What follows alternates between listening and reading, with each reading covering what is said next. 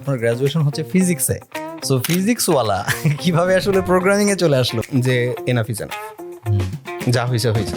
কিছু মানুষ আছে সব ব্যাপারে স্ক্যার, সব কিছুতেই সে ভয় পায়। তো আপনি যদি ওই টাইপের হন তাহলে এআই আপনাকে অনেক ভীত করবে। যে মার্নি 2025 সালে রেলেভেন্ট না, তো সেখানে আমরা অলরেডি ওয়ার্ডপ্রেস নিয়ে কথা বলতেছি। এটার কারণে আমাদের আসলে পাথর ছুঁড়ে মারে কিনা এটাও একটা কনফিউশনের ব্যাপার। কিন্তু নন টেক ব্যাকগ্রাউন্ডের মানুষরা তারা খুব বেশি কেন ওয়েব ডেভেলপমেন্ট বা এই টেক রিলেটেড সেক্টরগুলোতে এখন আসতেছে? এটা তো আগে এত বেশি ছিল না, এখন এত বেশি কেন? ওয়ার্ডপ্রেসের অবস্থা পিএইচপির মতো, সবাই খালি বলে ইজ ডেড ইজ ডেড। পছন্দের প্রোগ্রামিং ল্যাঙ্গুয়েজ?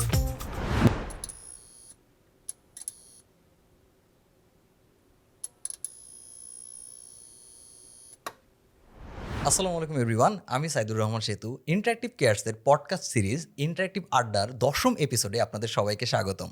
ইন্টারঅ্যাক্টিভ আড্ডায় আমরা career growth, business strategy, lifestyle সহ টেক ওয়ার্ল্ডের নানান খুঁটিনাটি বিষয় নিয়ে আলোচনা করি। আজকে আমাদের সাথে আলোচনা করতে আসছেন প্রোকোডার ভিডির ফাউন্ডার এবং আমাদের টেক ওয়ার্ল্ডের খুবই পরিচিত মুখ আলী হোসেন ভাই। আলী হোসেন ভাই, ওয়েলকাম টু দ্য শো। কেমন আছেন ভাই? আলহামদুলিল্লাহ, আপনি কেমন আছেন? কি অবস্থা? আলহামদুলিল্লাহ, খুব ভালো লাগছে আপনারা ইনভাইট করেছেন এবং এখানে আসতে পেরে সত্যি খুব ভালো লাগছে। আমিও খুবই প্রাউড ফিল করতেছি ভাই আপনাকে আজকের এই এপিসোডে পায়ে। ধন্যবাদ। এখন আমার শুরুতে যে জিনিসটা জানার ইচ্ছা ছিল যে আপনি কারেন্টলি কি নিয়ে ব্যস্ত আছেন, কি করতেছেন, কি অবস্থা লাইফের? আলহামদুলিল্লাহ, নতুন জবে খুবই চাপের মধ্যে আছি, প্লাস ওয়ার্ডপ্রেসের ব্লগ ডেভেলপমেন্টটা শিখছি, আরও নিজেকে এক্সপার্ট করার চেষ্টা করছি এই জায়গাটাতে। ওয়েবসাইটের স্পিড আরও কীভাবে বাড়ানো যায় সেটা নিয়ে কাজ করছি। পারফেক্ট। এখন যেহেতু আমরা আলোচনা স্টার্ট করবো ভাই, স্টার্ট একদম ধরেন স্টার্টিং পয়েন্ট থেকে স্টার্ট করি। সেটা হচ্ছে আপনার ছোটোবেলা নিয়ে আমরা একটু জানতে চাই যে আপনার ছোটোবেলায় বেড়ে ওঠা, কোথা থেকে বেড়ে উঠছেন, বা এই যে এন্টায়ার জার্নিটা, এটা যদি একটু শর্ট করে আমরা জানতাম। আমার জন্ম হচ্ছে ফরিদগঞ্জে, চাঁদপুরে, এবং একদম ছোটোবেলা থেকে একদম এসএসসি পর্যন্ত আমি গ্রামেই ছিলাম।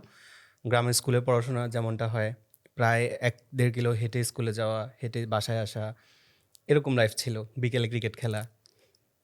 আচ্ছা, এবং আমি যতটুকু জানি ভাই আপনি ডিবেটিংও করতেন। হ্যাঁ, এবং ডিবেটিংয়ে শুধু কি ডিবেটিংই করতেন নাকি প্রাইজও পাইছেন কখনো? আমাদের স্কুলে হচ্ছে যে আমাদের যখন বাংলার টিচার আসেন, নতুন একজন বাংলা টিচার এসেছিলেন, তো উনি আসার পরে আমাদেরকে খুব এনকারেজ করতেন এই ব্যাপারটাতে, ডিবেটিংয়ে। তো তখন হচ্ছে আমরা প্রথম ডিবেটিং করা শুরু করি এবং আমাদের স্কুল পর্যায়ে ডিবেটিং হয়েছে, এরপরে আর কোথাও যাওয়া হয়নি, কিন্তু স্কুল পর্যায়ে আমরা কয়েকবার অ্যাওয়ার্ড পেয়েছিলাম। আচ্ছা, মানে কলেজে কি এটার পরে কন্টিনিউ করা হয় নাই? কলেজে যাওয়ার পরে আসলে একটা ডিফারেন্ট এনভায়রনমেন্টে চলে গিয়েছি, তো যেখানে যাওয়ার পরে আমি আর সেভাবে ট্রাই করি নাই ডিবেটিংটা। আচ্ছা, এবং আমি যতটুকু জানি ভাই আপনার গ্র্যাজুয়েশন হচ্ছে ফিজিক্সে, সো ফিজিক্সওয়ালা কিভাবে আসলে প্রোগ্রামিংয়ে চলে আসলো? এই ট্রানজিশনটা কিভাবে হলো? এটার যে মেইন ব্যাপার সেটা হচ্ছে কি, যে আমার খুব ছোটোবেলা থেকেই কম্পিউটার খুব ভালো লাগতো। কম্পিউটারটা আমার কাছে সবসময় একটা জাদুর বাক্স মনে হতো, ইনফ্যাক্ট এখনও তাই মনে হয়। তো সেই জায়গাটা থেকে খুব আগ্রহ ছিল, কিন্তু আনফর্চুনেটলি কম্পিউটার সায়েন্স পড়া হয়নি।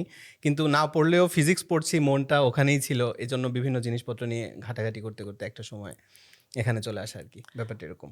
সো ভাই, এখন ধরেন যেই ফেজ নিয়ে আমরা কথা বলতেছি, ওই সময় সবারই একটা ইচ্ছা থাকে জীবনে কিছু না কিছু হওয়ার।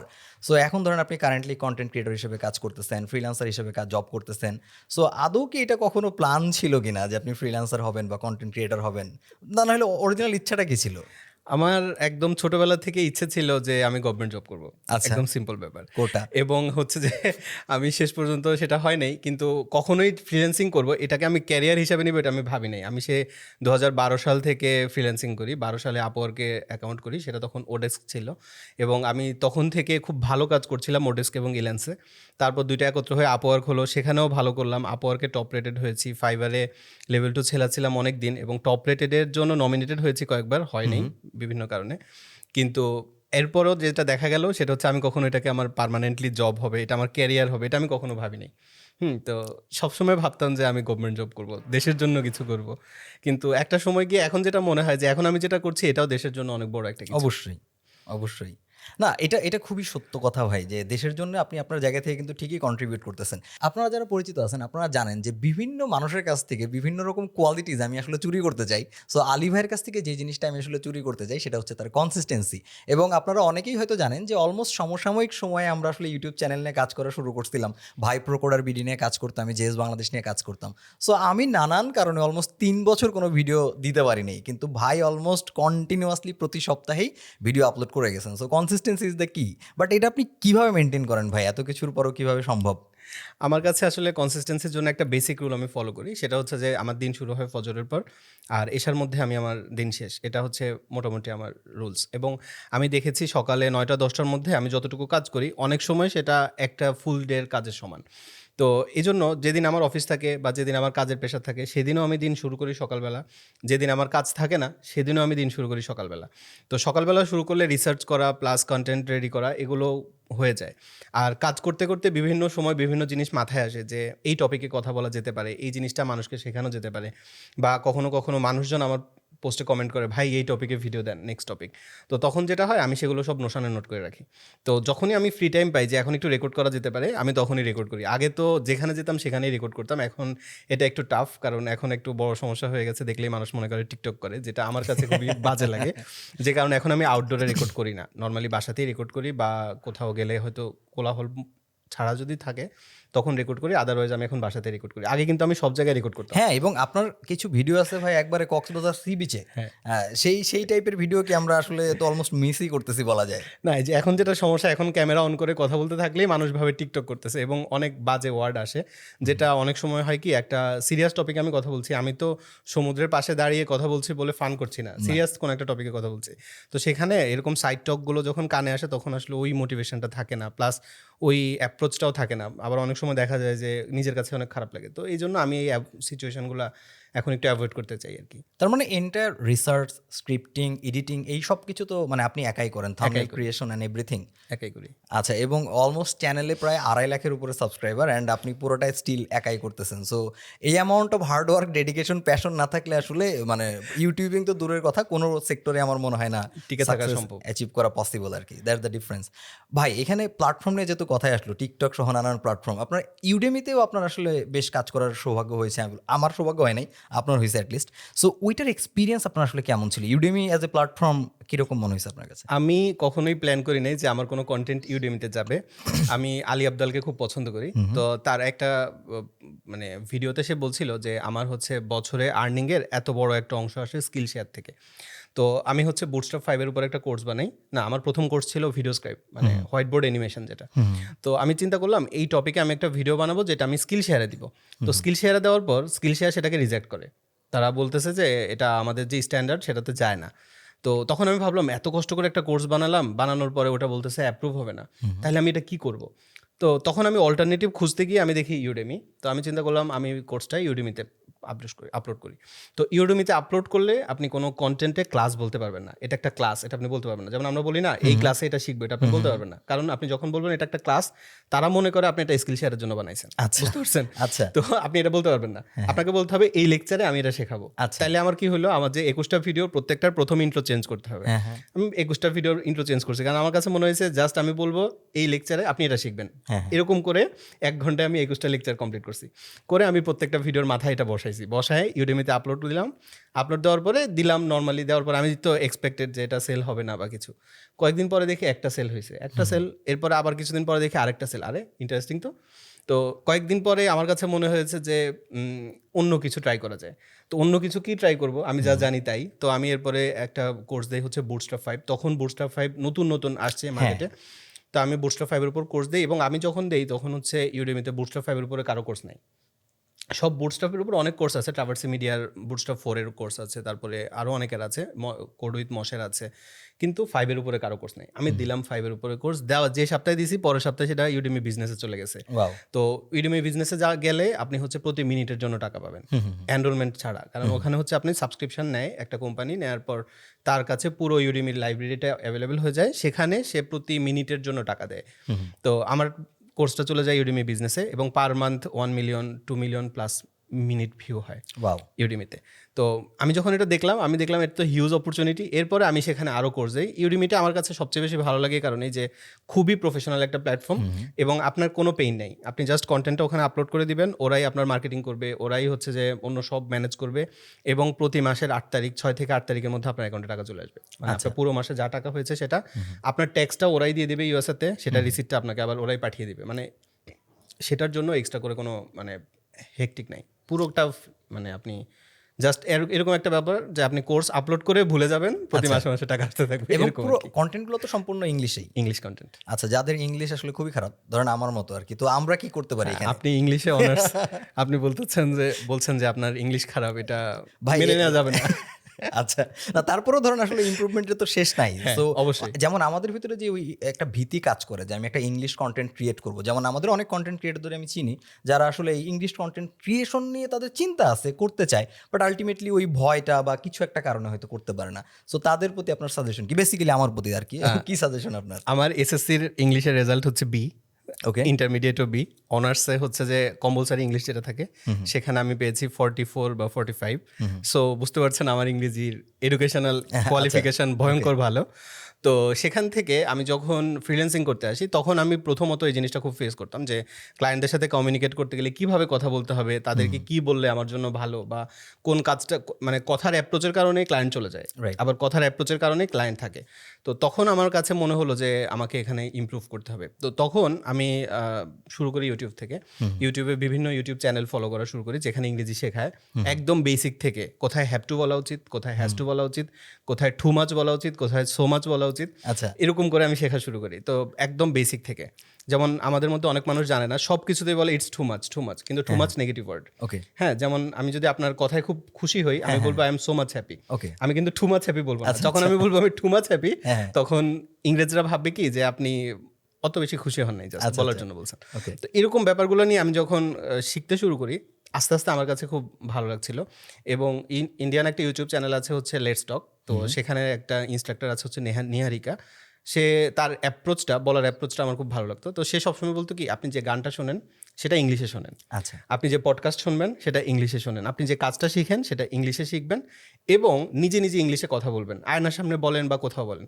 তো তখন আমার মাথায় আসলো প্রথম যে আমার বলার মতো কেউ নাই যার সাথে আমি ইংরেজি বলতে পারি। হ্যাঁ, বন্ধু বান্ধবের সাথে ইংরেজি বলতে গেলে ওরা তো একদম হিল্লে উঠে ফেলে। একদম। এরপর আমি ইংলিশে কথা বলা শুরু করি, মানে বলার জন্য আমি চিন্তা করলাম কি নিয়ে বলা যায়, তাহলে ওয়েব ডেভেলপমেন্ট নিয়ে বলবো। আমি আলী হোসেন নামে একটা ইউটিউব চ্যানেল খুলি। সেখানে হচ্ছে যে আমার আইফোন 5s ছিল, তখন প্রথম আইফোন পাইছি, মানে অন্যরকম একটা ভালো লাগা। তো ওইটা দিয়ে আমি রেকর্ড করতাম, কোনো মাইক্রোফোন নেই, একদম বিল্ট ইন রেকর্ডিং করে করে আমি হচ্ছে ওইখানে ভিডিওগুলো আপলোড দিতাম। মানে তবে অলমোস্ট তাহলে প্র্যাকটিসের জন্য একটা ডেডিকেটেড ইউটিউব চ্যানেল ছিল। এবং আমি কখনো কাউকে বলি নাই যে আমার একটা ইউটিউব চ্যানেল আছে, কিন্তু আমি ভিডিওগুলো পাবলিক রাখতাম, আনলিস্টেড বা প্রাইভেট না। হ্যাঁ, আচ্ছা, পাবলিক। আমাকে সবাই বলতো আপনি ভিডিওগুলো প্রাইভেট করে রাখেন, হ্যাঁ, হ্যাঁ। কিন্তু আমি চাইতাম কি পাবলিক করে রাখি, তাহলে মানুষ আমাকে কমেন্ট করে বলবে তোমার ইংরেজির এই জায়গাটা ভালো না। মানে আচ্ছা। আমার ইন্টেনশন এটা ছিল, কিন্তু উল্টা মানুষ আমাকে কমেন্ট করতেছে তোমার এই কন্টেন্টটা ভালো হয়েছে, এখান থেকে আমি এই জিনিসটা শিখতে পারছি। Wow. তো যেটা আমার কাছে আসলে দিনকে দিন অনেক বেশি ভালো লাগতে শুরু করে, এবং আমিও ওই যে ইংলিশ বলতে বলতে একটা কমফোর্টেবল ভাবটা চলে আসে, এবং আপনি বলতে বলতে ওয়ার্ডগুলো মুখের মধ্যে খুব সুন্দর করে ম্যাচ হয়, আদারওয়াইজ কিন্তু ম্যাচ হয় না। তো ওই জায়গাটা থেকে আসলে প্রথম শুরু, এবং আমার প্র্যাকটিসের জন্য ইংলিশ চ্যানেল খোলা। ইভেন এখনও আমি পডকাস্ট শুনলে ইংলিশে শুনি, টিউটোরিয়াল দেখলে ইংলিশে দেখি, টেকের রিভিউ দেখতে হলে ইংলিশ রিভিউ দেখি, বাংলা রিভিউ কয়েকটা খুব পপুলার ইউটিউব চ্যানেল আছে যাদেরকে খুব ফলো করি, তাদের কন্টেন্ট হলে দেখি। আদারওয়াইজ আমার যখনই কোনো কিছু দেখার দরকার হয় সেটা ইংলিশ, মানে ডিফল্টভাবেই। আচ্ছা ভাই, আমি অনেক কিছু শিখলাম এবং বেসিক্যালি আমি একটু ইন্সপিরেশনও নিলাম যে কীভাবে আমরা আসলে ইংলিশ কন্টেন্ট ক্রিয়েশন শুরু করতে পারি। সো আমরা একটু মিথ নিয়ে কথা বলবো। সো মিথ নিয়ে কথা বলার জন্য আমি শুরুতে আরেকটা মিথ আগে একটু বলে নিই যে আমার বেসিক্যালি অনার্স মাস্টার্স কমপ্লিট করা হচ্ছে ইংলিশ নিয়ে, বাট এটা ইংলিশ না, ইংলিশ লিটারেচার। সো অনেকে মনে করে যে ইংলিশ লিটারেচার মানে হয়তো আমাদের খুব গ্রামার টামার পড়ায়। অ্যাকচুয়ালি ভাই আমাদের গ্রামার কোনো ম্যাটারই না, it's all about the literature and ওটার এক্সপ্লেনেশন। সো এই জন্যে আমরা আসলে গ্রামাটিক্যালি যে খুব ভালো, ব্যাপারটা এমন না। সো এটা একটা মিথ। এইরকম আরেকটা মিথ আছে ভাই, ধরেন আমরা যদি অনলাইন থেকে বিভিন্ন কোর্স করি, অনলাইন থেকে অ্যাকচুয়ালি সেই ইন্ডাস্ট্রি স্ট্যান্ডার্ড যে কাজ, এইটা শেখা যায় কি না, এটা নিয়ে কিন্তু একটা বেসিক কনফিউশন অনেকের মধ্যে আছে। সো এই ব্যাপারে আপনার টেকটা কি, যে আমরা কি আসলে অনলাইন থেকে আদৌ কোনো একটা স্কিল শিখতে পারি কিনা? অনলাইন থেকে ডেফিনেটলি শিখতে পারবেন, এবং আমি আজকে এখন পর্যন্ত যতটুকু আলহামদুলিল্লাহ পুরোটা শিখেছি আমি অনলাইন থেকে। আমি কোনো ফিজিক্যাল কোর্স করে কোথাও থেকে এখনকার কাজগুলো শিখেছি এরকম কিছু না। জাস্ট আমার ওয়েব ডেভেলপমেন্ট বলেন, কন্টেন্ট ক্রিয়েশন বলেন, লাইট সেট আপ বলেন, ভিডিও এডিটিং বলেন, থেকে শুরু করে যত কিছু আমি পারি আলহামদুলিল্লাহ আমি সব কিন্তু অনলাইন থেকে শিখেছি। তো সেক্ষেত্রে এটা পসিবল। তবে একটা ব্যাপার হচ্ছে কি, যে আপনি যেখানেই শেখেন, যেভাবেই শিখেন, পুরো ব্যাপারটা আপনাকে কেউ ধরিয়ে দিবে না, আপনাকে পুরো ব্যাপারটা বুঝিয়ে দিবে। এটা এভাবে হয়, কাজ করতে গিয়ে আপনি অনেক রকম ফেসে পড়বেন, অনেক রকম ঝামেলায় পড়বেন, সেটাকে যখন আপনি ফিক্স করতে শুরু করবেন তখন আলটিমেটলি আপনার শেখাতে হবে। ইভেন ধরেন যে কোনো কোর্সেও আমি যেটা দেখেছি যে যখন কোনো একটা ইনস্ট্রাক্টর, আপনারা অনেকগুলো কোর্স করেন, ইনস্ট্রাক্টর যখন কোনো একটা টপিক শেখায়, সে আপনাকে খুব সুন্দর করে, ধরেন আপনি একটা খুব সুন্দর করে জাভাস্ক্রিপ্টের ফাংশনটা বুঝলেন, বোঝানোর পরে স্টুডেন্ট ভাবছে আরে আমি তো জাভাস্ক্রিপ্ট ফাংশন খুব ভালো বুঝি, সে প্রোগ্রামের মধ্যে ফাংশন লিখতে যায়, দেখবে এই জিনিসটা কিভাবে হবে, তখন তার মাথায় এটা কাজ করবে না, সেটা নিয়ে চিন্তা করবে। সে জানে যে ফাংশন এভাবে লিখতে হয়, ফাংশনের মধ্যে এই ব্যাপার আছে, এভাবে প্রমিস পাস করবো, এভাবেই করবো, এই করবো, সব তার মাথায় আছে, কিন্তু সে লিখতে গিয়ে বুঝবে যে আসলে এটা কিভাবে হবে। রাইট। এই সময়টাতে তাকে চিন্তা করতে হবে, তাকে প্ল্যান করতে হবে, সে কোড লিখবে, সেটা কাজ করবে না, তারপর আবার কোড লিখবে, আবার কাজ করবে না, দুইবার সেতু ভাইরে নক দিবে, সেতু ভাই ব্যস্ত থাকবে, তারপর সে ইউটিউবে যাবে, বিভিন্ন জায়গায় গিয়ে খোঁজাখুঁজি করে এরপরে সে যখন কোডটা লিখবে সাকসেসফুল হবে, তখন সে অ্যাকচুয়ালি ফাংশনটা বুঝেছে। এক্স্যাক্টলি। প্রত্যেকটা জায়গাতে এই ঘটনাটাই ঘটবে। কারণ কি, কারণ আমরা যখন কন্টেন্ট বানাই, আপনি বানান, আমি বানাই, আমরা কন্টেন্ট বানানোর আগে একটা প্ল্যান করি যে আমি ফাংশনটা এভাবে লিখবো, এটার নাম কি হবে সেটাও আমরা প্ল্যান করে রাখি। এক্স্যাক্টলি। যে কারণে আমরা যখন ফাংশনটা লিখে কোড রান করি, আমাদের কোডটা পারফেক্টলি রান করে, কারণ আমাদের সব রিসার্চ ব্যাকএন্ডে হয়ে গেছে। যে স্টুডেন্ট দেখে, সে দেখে কি আরে ফাংশন এমনি লিখলেই কাজ করে, সে কিন্তু অ্যাকচুয়ালি জানে না যে এটা আর কোন কোন ভাবে লেখা যায় এবং কি কি ভাবে লিখলে বেস্ট প্র্যাকটিস হবে, এই ব্যাপারগুলো অনেক সময় তারা জানে না। তো এই জায়গাটাতে আমার কাছে যেটা মনে হয়, আপনি ভালো করে শিখবেন, কিন্তু নিজে প্রজেক্ট বানাবেন, নিজে কোড লিখবেন, যত বেশি কোড লিখবেন তত ভালো আপনি শিখবেন, এটা আমার টেক। এক্স্যাক্টলি ভাই, মানে এটা খুবই সত্য কথা যে শুধুমাত্র একটা টিউটোরিয়াল দেখে যদি আপনি এখানে আসলে বসে থাকেন, কোনোদিনই আপনি শিখতে পারবেন না। ওটার হ্যান্ডস অন প্র্যাকটিসটা আপনারই আসলে করতে হবে। সো ভাই, ক্যারিয়ারের বিষয় নিয়ে আমরা আলোচনা করবো। আপনি আপনার অলরেডি রেজাল্টস যেগুলো আছিল, রিমার্কেবল রেজাল্টস, যেগুলো আপনি অলরেডি শেয়ার করছেন। এখন আমার রেজাল্টসও ভাই খুবই রিমার্কেবল ছিল, এবং আমার বাসার প্রাইমারি যে টার্গেটটা ছিল, আমি পরীক্ষা দিয়ে আসলে জিজ্ঞাসা করতো পাস করবি, that's the main concern, pass করবো কিনা। ইয়েস, আমি সামহাও পাস করবো, এবং আরেকটা ইচ্ছা ছিল যে সামহাও বিসিএস দেওয়ার যে মিনিমাম ক্রাইটেরিয়া, এইটুক রেজাল্ট হইলেই হবে, এবং আমি কোনো রকমে ভাই ওইটুকুই অ্যাচিভ করতে পারছিলাম, যদিও কোনো দিন আর আমার পরীক্ষা দেওয়া হয়নি। বাট আপনার যেহেতু সরকারি চাকরি করার একটা ইচ্ছা ছিল, সো আপনার হয়তো ওই ব্যাপারে একটা প্রিপারেশনও ছিল, মানসিক হোক বা যেভাবেই হোক। এই জায়গার যে একটা ডিসিশন নেওয়ার যে টার্নিং পয়েন্ট, যে আমি অল ইন প্রোগ্রামিংয়ে যাব, বা আমি আসলে এখন সরকারি চাকরির ওইদিকে যাব না, এই অল ইন ডিসিশন নেওয়ার যে সময়টা ছিল, এটা আসলে কতটুকু চ্যালেঞ্জিং ছিল? আমি ওই সময়টাতে অনেক ওইটা একটা ক্রুশিয়াল টাইম ছিল আমার জন্য, কারণ আমি ওই সময় চাচ্ছিলাম যে অ্যাট এনি কস্ট আমাকে গভর্নমেন্ট জব পেতে হবে, এবং সেই সময়টাতে আমি র্যাঙ্কও দেখি নাই। আমি উচ্চমান সহকারী তে অ্যাপ্লাই করতাম, কম্পিউটার অপারেটর অ্যাপ্লাই করতাম, কিন্তু ততদিনে অলরেডি আমার আপওয়ার্কে টপ রেটেড অ্যাকাউন্ট, ফাইবারে লেভেল 2 অ্যাকাউন্ট, একটা ক্লায়েন্টের সাথে আমার এক্সট্রা কাজ করা হচ্ছে আউট অফ মার্কেট প্লেস, কিন্তু তারপরেও আমার মানে গভর্নমেন্ট জবের জন্য এই লেভেলের ডেসপারেশন ছিল যে কম্পিউটার অপারেটর হলেও আমি করব। তো একটা জায়গাতে আমি কম্পিউটার অপারেটর পরীক্ষা দিতে যাব, তো তার আগে ওখানে বাংলা লিখতে হবে, এবং আমার ইংলিশ টাইপিং স্পিড ভালো আলহামদুলিল্লাহ, 40-45 পার ডব্লিউপিএম হয়। বাংলাতে ওরা চায় হচ্ছে 25 আর ইংলিশে চায় 30। তো ইংলিশ নিয়ে আমার কোনো প্যারা নাই, কারণ ইংলিশ আমার হয়ে যাবে, বাংলাতে প্যারা। বিজয় আমি এক সপ্তাহ ধরে শুধু বিজয় টাইপ করছি। টাইপ করার পরে কম্পিউটার অপারেটরের পরীক্ষাতে কম্পিউটার টেস্টে পাস করলাম। ভাইভায় যাওয়ার পরে ওরা উল্টাপাল্টা অনেক প্রশ্ন করে বাদ দিয়ে দিল। তো এরপরে আমার এত খারাপ লাগছিল যে এই কম্পিউটার অপারেটর চাকরিও আমার হচ্ছে না। এরপরে প্রাইমারিতে পরীক্ষা দিলাম, প্রাইমারিতে পরীক্ষা দিয়ে অনেক ভালো ভাইবা দিলাম, রিটেন পরীক্ষা অনেক ভালো হলো, আমি মোটামুটি কনফিডেন্ট চাকরি হয়ে যাবে। কিন্তু কোটার দিকে যখন তাকাই, তখন দেখি যে মাত্র 4% ছেলেদের জন্য হবে না। আচ্ছা। কারণ মেয়েদের কোটা, মুক্তিযোদ্ধা কোটা, তারপরে হচ্ছে যে আপনার আরও অনেকগুলো কোটা আছে, যেমন প্রতিবন্ধী কোটা। তো সব বাদ দেওয়ার পরে ছেলেদের জন্য কোটা মনে হয় 4% বা সামথিং লাইক দ্যাট। তো আমি ভাবতেছি যে হবে না, কিন্তু পরীক্ষা অনেক ভালো দিছি, হয়ে যাওয়া উচিত। তো আমি আমাদের মিরপুরে হচ্ছে যে মিরপুর শপিং এর মানে আমি আসরের সময় রেজাল্ট দিচ্ছে, রেজাল্ট দেওয়ার পর আমি রেজাল্টটা দেখলাম, দেখার পর দেখি আমার হয় নাই। তো আমি নামাজ পড়তে গেছি আসর, আমার প্রতিদিন অভ্যাস আসর থেকে মাগরিব হাঁটা। তো সেদিন আমি হাঁটতে হাঁটতে মিরপুর গেলাম, যাবার পর আমার যখন মন খারাপ থাকে আমি কুপার্সে কেক খাই, এটা একদম বেসিক একটা জিনিস। কুপার্সে যাবো, ব্ল্যাক ফরেস্ট নিবো, খাবো, চলে আসবো। তো গেলাম, যাওয়ার পরে কুপার্সে কেক খাবো, কিন্তু আমার হচ্ছে যে দেখি কি মানি ব্যাগের মধ্যে ওই সময় কুপার্সের কেক ছিল 185 টাকা, এখন খুব সম্ভবত স্লাইসটা 220-25 এরকম হবে। তো আমি গেলাম, যাওয়ার পরে দেখি আমার মানি ব্যাগে 185 টাকা নাই। তো আমি চিন্তা করলাম ঠিক আছে কার্ডে পেমেন্ট করবো, ব্র্যাকের কার্ড দিলাম, সেখানেও 185 টাকা নাই। হ্যাঁ, আমার কার্ডে অ্যাকাউন্ট ব্যালেন্স 0 করা যায়। তো আমি চিন্তা করছি 200 টাকা হলেও পেমেন্ট হবে, টাকা দিলাম, বলতেছে কার্ডে পেমেন্ট নেই, ব্যালেন্স চেক করে দেখি টাকা নেই। তো তখন আমি ওখান থেকে হেঁটে হেঁটে এসে মিরপুর শপিংয়ের ছাদে মসজিদ আছে অনেক সুন্দর, তো আমি ওইটার উপরে বসে বসে নামাজ পড়লাম, মাগরিবের নামাজ পড়ে আমি দাঁড়ায় আছি। তো ওখান থেকে ভিউটা অনেক সুন্দর। তো আমি চারদিকে তাকাচ্ছি, সবগুলো গাড়ি চলে যাচ্ছে, কোনো গাড়ি দাঁড়াচ্ছে না। তো আমার কাছে মনে হচ্ছে সবাই তার গন্তব্যে যাচ্ছে, শুধু আমি যাচ্ছি না, সমস্যাটা কোথায়? অনেকক্ষণ ভাবার পরে দেখলাম যে জিনিসটা আমার দ্বারা হবে না, আমি সেটার পেছনে দৌড়াচ্ছি, কিন্তু যে জায়গাটাতে আমি অলরেডি অনেক ভালো সেটাকে আমি কখনো ক্যারিয়ার হিসেবে ভাবছি না, কিন্তু এটা আমার ক্যারিয়ার হতে পারে। তো এসব নিয়ে আমি অনেক ভাবলাম, অনেকক্ষণ ধরে চিন্তা করতেছি কি করব, কেন লাইফটা এরকম, কোথায় আমার আসলে ফোকাস করা উচিত, কেন হচ্ছে না। তো তখন অলরেডি আমার অনেকগুলো চাকরির পরীক্ষাতে কোথাও রিটেনে পাশ করে আছি, কোথাও ভাইবা দিব সামনে, এরকম সিনারিও আছে। কিন্তু ওই সময় আমি চিন্তা করলাম যে এনাফ ইজ এনাফ, যা হয়েছে হয়েছে। যে কাজটা আমার ভালো লাগে, ছোটোবেলা থেকে যে কাজটা আমি করতে চাইছি, আমি সবসময় ভাবতাম যে সিএসসি নাই তাহলে এটা আমার ক্যারিয়ার হতে পারে না। সিএসসি থাকলে আমি গভর্নমেন্ট জবেও সিএসসির বিভিন্ন পোস্টে অ্যাপ্লাই করতে পারি, দেশের বিভিন্ন জায়গায় অ্যাপ্লাই করতে পারি। যেহেতু আমার সিএসসি নাই তাহলে এটা আমার ক্যারিয়ার হবে না, এটা সবসময় আমার পার্ট টাইম থাকবে। কিন্তু ওই সময় আমার কাছে মনে হয়েছে না, আমি আলহামদুলিল্লাহ যতটুকু শিখেছি এটা আমার ফুল টাইম হতে পারে, এবং আমি আসলে মরিচিকার পেছনে দৌড়াচ্ছি ওই সময়। তো এরপরে বাসায় চলে আসছি, আসার পরে আব্বু তো অনেক কথা বলতেছে যে কোনো সমস্যা নেই, সামনে পরীক্ষা দিবাই। আমি কাউকে কোনো কথা বলতেছি না, কারণ আমার ডিসিশন তো নেওয়া শেষ। বাসায় আসছি, আসার পরে আমি আবার নতুন করে ক্লায়েন্টদের সাথে কমিউনিকেশন শুরু। আমার আগে একটা ওয়েবক্যাম ছিল 2 মেগাপিক্সেল, আমি ওইটা বাদ দিয়ে একটা 2K রেজুলেশনের ওয়েবক্যাম কিনছি। তারপর যা যা দরকার এখন, মানে কারণ এখন থেকে এটা আমার প্রফেশন, আমাকে এখন সব জায়গাতে ঠিক থাকতে হবে। নতুন করে ইউডেমিতে কয়েকটা কোর্স পারচেস করি যে না, এখন থেকে এটা আমার ক্যারিয়ার। এবং ওর পর থেকে আর আমি পিছনে ফিরে তাকাই নেই। মেসেজ আসলে দেখি যে আমার ইন্টারভিউ, মেসেজ আসলে দেখি আপনার আজকে পরীক্ষা, হাসি, তারপরে লেটস ফরগেট। না মানে ও মাই গড, আমি অলমোস্ট ভাই মানে একটা ইমোশনাল জার্নির ভিতর দিয়ে চলে গেলাম আপনার এই কথাগুলো শোনার কারণে আর কি। এবং আমি খুবই রিলেট করতে পারলাম যে আমরা সাডেনলি যখন একটা মানুষকে একটা সার্টেন স্টেজে দেখি, ব্যাপারটা আসলে অত স্মুথ থাকে না, এত ইজি থাকে না। আমি অলমোস্ট আমার লাইফের ছোট পার্টে চলে গেছিলাম ভাই। এবং আমি, আপনি চাইলে আমি একটু শেয়ার করতে পারি। অবশ্যই, অবশ্যই।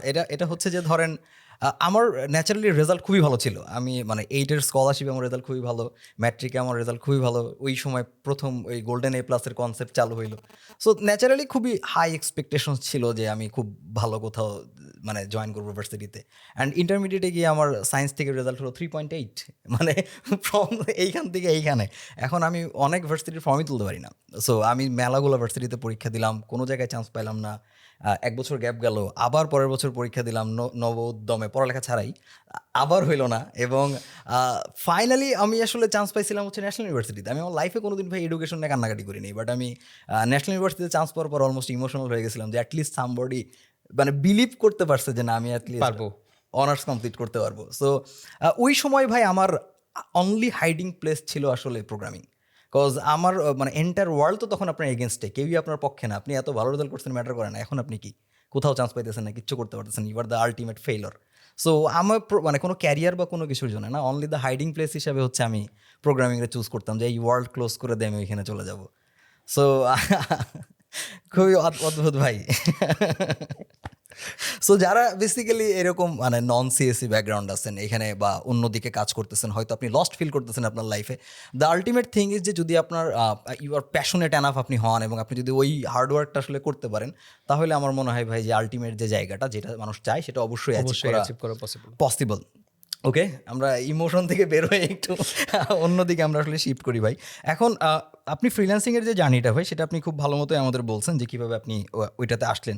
এখন কারেন্টলি যদি আপনি একটু দেখার চেষ্টা করেন যে ফ্রিল্যান্সিং শব্দটার সাথে আসলে অনেকগুলা মিথ বলি, অনেক ফ্যাক্টরস এখন আসলে কানেক্টেড, এবং মার্কেট অনেক স্যাচুরেটেড টাইপের অবস্থা। আমরা যে আর্লি মুভার অ্যাডভান্টেজটা পাইছি, ওইটা কিন্তু এখন অনেকে পাচ্ছে না। সো নতুন কেউ যদি আসলে ফ্রিল্যান্সিং শুরু করতে চায় বা রিমোট জব নিয়ে চিন্তা করে, তাদের আসলে কোন কোন ব্যাপারগুলো মাথায় রাখা উচিত বা কোন কোন বিষয়গুলো তাদের চিন্তা করা উচিত? তাদের সবার আগে যেটা চিন্তা করতে হবে, AI is real. Okay, AI আছে এবং এআই থাকবে, এটা ডমিনেট করবে। তো এটা অবশ্যই প্রথমত তাকে মাথায় রাখতে হবে। আর দ্বিতীয়ত যেটা ব্যাপার সেটা হচ্ছে এই জিনিসটা ভুলে যেতে হবে যে মাসে 1 লাখ টাকা করা যাবে, মাসে কোটি টাকা ইনকাম করা যাবে, বা অল্প বয়সে অনেক ইনকাম করা যাবে। ডেফিনেটলি ফ্রিল্যান্সিং করে আপনি অনেক টাকা আয় করতে পারবেন, কিন্তু সেটার জন্য আপনার সেই লেভেলের স্কিলটা লাগবে। আপনার যদি স্কিল না থাকে আপনি ফ্রিল্যান্সিং করতে পারবেন না। ইভেন আমাদের সময় আমরা মনে করতাম যে ওয়ার্ড, এক্সেল, পাওয়ার পয়েন্ট পারে মানে সে কম্পিউটার পারে। কিন্তু এখন এই 24 সালে এসে আপনি ওয়ার্ড, এক্সেল, পাওয়ার পয়েন্ট পারেন, এটাকে কম্পিউটার পারার স্কিলের মধ্যেই পড়ে না। ইভেন আপনি ফটোশপ পারেন, আপনি বেসিক ভিডিও এডিটিং পারেন, এটাকেও স্কিলের মধ্যে ফেলা হয় না। এগুলো সব বেসিক স্কিলের বাইরে। এখন কেউ যখন বলবে যে আমি কম্পিউটারে প্রফিশিয়েন্ট, তার মানে সে বেসিক কাজগুলো জানে, সে ভালোভাবে কম্পিউটার অপারেট করতে পারে, সে হচ্ছে বেসিক ফটোশপের কাজগুলো পারে বা বেসিক ফটো এডিটিংয়ের কাজগুলো সে জানে, বেসিক ভিডিও এডিটিংয়ের কাজগুলো জানে। যখন সে এরকম একটা লেভেলে যাবে তখন সে বলতে পারে আমি কম্পিউটার জানি। কিন্তু এই কম্পিউটার জানা দিয়েও সে ফ্রিল্যান্সিং করতে পারবে না। সে যদি ফ্রিল্যান্সিং করতে চায়, সে কোনো একটা ফিল্ডে তাকে ভালো করতে হবে। আমার মনে আছে আমি যখন ওডেস্কে প্রথম কাজ পাই, সেটা ছিল পিএইচডি টু HTML এর কাজ। হ্যাঁ, এখন কেউ যদি বলে যে আমি হচ্ছে পিএইচডি টু ওয়ার্ডপ্রেস করবো, তারও কাজ নেই, তাই না? এখন আপনাকে কাজটা কিভাবে করতে হবে? আপনাকে একই সাথে এখন অনেকগুলো জিনিস ম্যানেজ করতে হবে, কারণ এখনকার সময়টা অনেক বেশি চ্যালেঞ্জিং। তো কেউ যখন ফ্রিল্যান্সিং করতে হবে, তাকে এটা মাথার মধ্যে ভালোভাবে গেঁথে নিতে হবে যে আমার এটা কোনো শর্ট টার্ম, মানে আসলাম, জয় করলাম, চলে গেলাম, বেনিফিট বেশি, এরকম কিছু না। এখানে আপনাকে পরিশ্রম করতে হবে, ভালো করে কাজ শিখতে হবে, এবং আপনি যখন ভালো করে কাজ শিখবেন তখন আপনার জন্য মার্কেটটা ওপেন। কিন্তু আপনি যখন কাজ শিখবেন না, তখন এখানে আপনি ভালো করতে পারবেন না। তো মূল যেটা টেক ওয়ে আমি বলবো, সেটা হচ্ছে আপনি ফ্রিল্যান্সিংয়ে ভালো করতে চাইলে এআই এর সাথে কমফোর্টেবল হন, প্লাস কাজটা ভালো করে শিখেন। এবং এই দুইটার সাথে মার্জ করার জন্য যে জিনিসটা খুব ইম্পর্টেন্ট, সেটা হচ্ছে কমিউনিকেশন স্কিল। আপনার কমিউনিকেশন যদি ভালো না হয়, তাহলে আপনি কত ভালো কাজ জানেন ব্যাপার না, আপনি কাজ পাবেন না। এক্স্যাক্টলি ভাই, আমার কাছে যেটা মনে হয় যে ধরেন মানি বা হ্যাপিনেস এগুলো কখনো মানে ডিরেক্ট প্রোডাক্ট না, এগুলো বাই প্রোডাক্ট। আপনি যদি বাই ডিরেক্ট ওইটার পিছনে ছুটতে থাকেন, আমরা যদিও এটা খুব বলাটা খুবই ইজি যে মানি একটা বাই প্রোডাক্ট বা মানির পিছনে তুমি ছুটো না, but money is the ultimate motivation অনেক সময়। সো আমার মনে হয় যে এখানে ব্যালেন্সটা খুব ইম্পর্টেন্ট, যে ঠিক আছে আমি যদি ডেডিকেটেডলি অনলি টাকার জন্যই কাজ করি, দেন ওইখানে হয়তো আপনি একটা টাকা আর্ন করতে পারবেন, বাট ওই লিমিটটা আপনার ভালো লাগবে না। সো আপনি ওই লিমিটলেস যেটা চান আলটিমেটলি, সেটা পাওয়ার জন্য ভাই আমার মনে হয় যে ওটাকে আসলে স্কিলে ফোকাস দেওয়া উচিত। সেগুলো শুধুমাত্র হার্ড স্কিল না, সফট স্কিল সহ সব কিছুতেই আপনার নেটওয়ার্কিংয়েও ফোকাস দেওয়া উচিত। So thank you so much ভাই, মানে এই যে একটা ভাইটাল পয়েন্ট আপনি এখানে মেনশন করলেন। আই হোপ যারা নতুন এবং আপনারা যারা দেখতেছেন, এখান থেকে যদি সিঙ্গেল কোনো থিং আপনি এই এন্টায়ার কনভারসেশন থেকে নিতে চান, সেটা আমি যেটা মনে করি যে এটাই আপনার নেওয়া উচিত, যে আমরা যেই কাজই করি না কেন, ওইটার আলটিমেট এক্সিলেন্সি আসলে আমাদের অ্যাচিভ করতে হবে। ওইটার একদম মানে continuous practice and hard work and ডেডিকেশনের থ্রুতে। আমি আসলাম, দেখলাম আর চলে গেলাম, ব্যাপারটা এইভাবে আসলে হবে না, কখনোই হবে না। ভাই ইউটিউব নিয়ে আমার মানে আরেকটু জানার আছে, সেটা হচ্ছে ধরেন আপনার ক্যারিয়ারের কারেন্ট যে অবস্থা, আপনি যেভাবে কাজ করতেছেন, এখানে আসলে ইউটিউবের ইম্প্যাক্ট আসলে কতখানি ছিল? আমি জানি ইউটিউব খুব ইম্পর্ট্যান্ট একটা মিডিয়াম, স্পেশালি যখন আপনি শুরু করছেন ওই টাইমে কিন্তু খুব বেশি মানুষ আসলে টেক কন্টেন্ট ক্রিয়েট করতো না। সো আপনার এন্টায়ার এই ক্যারিয়ারের জার্নিতে ইউটিউব কতটা ইম্প্যাক্ট রাখছে? আমার কাছে মনে হয় ইউটিউব দুইটা ফ্যাক্টর খুব ইম্পর্টেন্ট। একটা হচ্ছে ক্যামেরায় কথা বলতে বলতে আমি ক্যামেরাতে অনেক অভ্যস্ত হয়ে গেছি। আমার কাছে মনে হয়, আমি জানি না অন্যদের কাছে কেমন লাগে, কিন্তু আমার কাছে মনে হয় যে আমি ক্যামেরাতে অনেক কমফোর্টেবল, এবং এই কমফোর্টেবল ব্যাপারটা এখন আমার হচ্ছে ইন্টারন্যাশনাল মিটিংগুলোতে অনেক কাজে লাগে। সেখানেও আমাকে একই কিন্তু ক্যামেরার সামনে বসতে হয়। এখানে আমি বলি যে আসসালামু আলাইকুম, প্রোকোডারে আপনাকে স্বাগতম, ওখানে বলতে হয় thank you, you can do that. এবং তখন আমাকে তাদের সাথে আলাদা করে কথা বলতে হয়, এবং সেখানে এই যে ক্যামেরা কনফিডেন্সটা অনেক কাজে লাগে, এটা এক। আর দ্বিতীয় যেটা ব্যাপার, সেটা হচ্ছে যে বাংলাদেশে আমাকে কেউ জানতো না as a Ali Hossain, but এখন আমাকে অনেকেই জানে, এবং আমার কাজের জন্য অনেক জায়গা থেকে আমি সম্মানিত হচ্ছি, অনেক মানুষের ভালোবাসা পাচ্ছি। এটা ইউটিউব না হলে হতো না। তো এজন্য আমি মনে করি যে দুইটা জায়গাতেই একে তো বলেন একটা সোল, মানে আমার টাকা ইনকাম হচ্ছে কারণ আমি ক্যামেরায় ভালো করছি, এবং যেটাতে দেখা যাচ্ছে যে আমার স্কিল আছে এবং আমি আমাকে প্রেজেন্ট করতে পারছি, যে কারণে আমার কাজগুলো আরও সাস্টেনেবল হচ্ছে। তো সেক্ষেত্রে এটা তো একটা ফ্যাক্টর। আরেকটা ফ্যাক্টর হচ্ছে অনেক মানুষের ভালোবাসা পাচ্ছি, অনেক মানুষকে আমি চিনি না, জানি না, তারাও আমার জন্য অনেক সময় দোয়া করে। আমার মেয়েটা যখন অসুস্থ ছিল, অনেক মানুষ আমাকে মেসেজ করেছে, আমার জন্য দোয়া করেছে, আমার বাচ্চার জন্য দোয়া করেছে, আমার মানসিক শান্তির জন্য অনেকে দোয়া করেছে। তো এই ব্যাপারগুলো আসলে খুবই আনফর্চুনেট, মানে আমি কখনো এটা আশা করি নাই, কিন্তু এখন এটা হচ্ছে। তো এই জায়গাটাতে আমার কাছে মনে হয় ইউটিউব ডেফিনেটলি অনেক হেল্প করেছে আমাকে। আসলেই ভাই, মানে এটা একটা প্ল্যাটফর্ম, এবং স্পেশালি আপনি যখন শুরু করছেন, এখন অনেকে হয়তো ইউটিউব অ্যাজ এ ক্যারিয়ার হিসেবে স্টার্ট করতে পারে, সেটা একটা ডিফারেন্ট পাথ। বাট আপনি যখন শুরু করছিলেন তখন এটা মনে হয় না স্পেসিফিক কোনো ক্যারিয়ার পাথের জন্য আপনি এটা চুজ করছেন। ক্যারিয়ার পাথ না, এক্স্যাক্টলি। স্টিল আমি এখনো মনে করি না ইউটিউব ক্যারিয়ার। কোজ আমরা ওই রকম কন্টেন্ট ক্রিয়েটর না ভাই। সো আপনি একটা পয়েন্ট ভাই একটু আগে বলছেন, সেটা হচ্ছে এআই ইজ রিয়াল। সো এটা আসলে ইগনোর করার কোনো সুযোগ আমাদের নাই। এখন এইটাতে কি আমাদের আসলে খুব বেশি আতঙ্কিত হওয়ার কিছু আছে, নাকি এটা অ্যাডাপ্টিবিলিটির ব্যাপার আছে? এইটা আলটিমেটলি আমরা কিভাবে ডিল করবো? আপনার অপিনিয়ন কি? এটা হচ্ছে যে আসলে আপনি কিভাবে চিন্তা করেন সেটার উপর ডিপেন্ড করবে। যেমন কিছু মানুষ আছে সব ব্যাপারে স্ক্যার, সব কিছুতেই সে ভয় পায়। তো আপনি যদি ওই টাইপের হন, তাইলে এআই আপনাকে অনেক ভীত করবে। আর আপনি যদি পজিটিভ হন তাহলে কিন্তু এআইটা আপনাকে সব ক্ষেত্রে হেল্প করবে। যেমন রিসেন্টলি আমি হচ্ছে চ্যাট জিপিটির একটা কোর্স বানাইছি। তো সেই কোর্সের মধ্যে আমি দেখাইছি হচ্ছে চ্যাট জিপিটি দিয়ে ওয়ার্ডপ্রেসের একটা প্লাগইন বানাইছি আমি। ওই কোর্সের মধ্যে আমি এটা দেখাইছি। এখন আপনি জাস্ট একটু চিন্তা করেন, নরমালি আপনি ওয়ার্ডপ্রেস নিয়ে কাজ করছেন অনেকটা সময়, আমি তো রেগুলার কাজ করছি। আমাকে যখন কেউ আমার ক্লায়েন্ট আমাকে বলে আমরা একটা প্লাগইন বানাবো, চ্যাট জিপিটির প্লাগইন খুব বেসিক প্লাগইন, কিন্তু নর্মালি আমাদেরকে যখন একটা রিকোয়ারমেন্ট আসে আমরা একটা প্লাগইন বানাবো, আমাদের স্ক্র্যাচ করতে হয়, সফটওয়্যার টিমের সাথে বসতে হয়, আর্কিটেকচার কীরকম হবে, আউটপুট কীরকম হবে, অনেক জিনিস নিয়ে আমাদের বসতে হয়, অনেক প্ল্যান করতে হয়।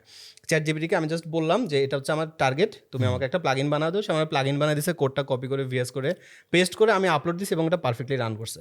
তো এরকম একটা সিনারিও এখন। তার মানে কি, এখন চ্যাট জিপিটি অনেক পাওয়ারফুল। শুধু চ্যাট জিপিটি না, প্রত্যেকটা এআই প্ল্যাটফর্ম। ইনভিডিও এআই আমি রিসেন্টলি খুব ব্যবহার করি।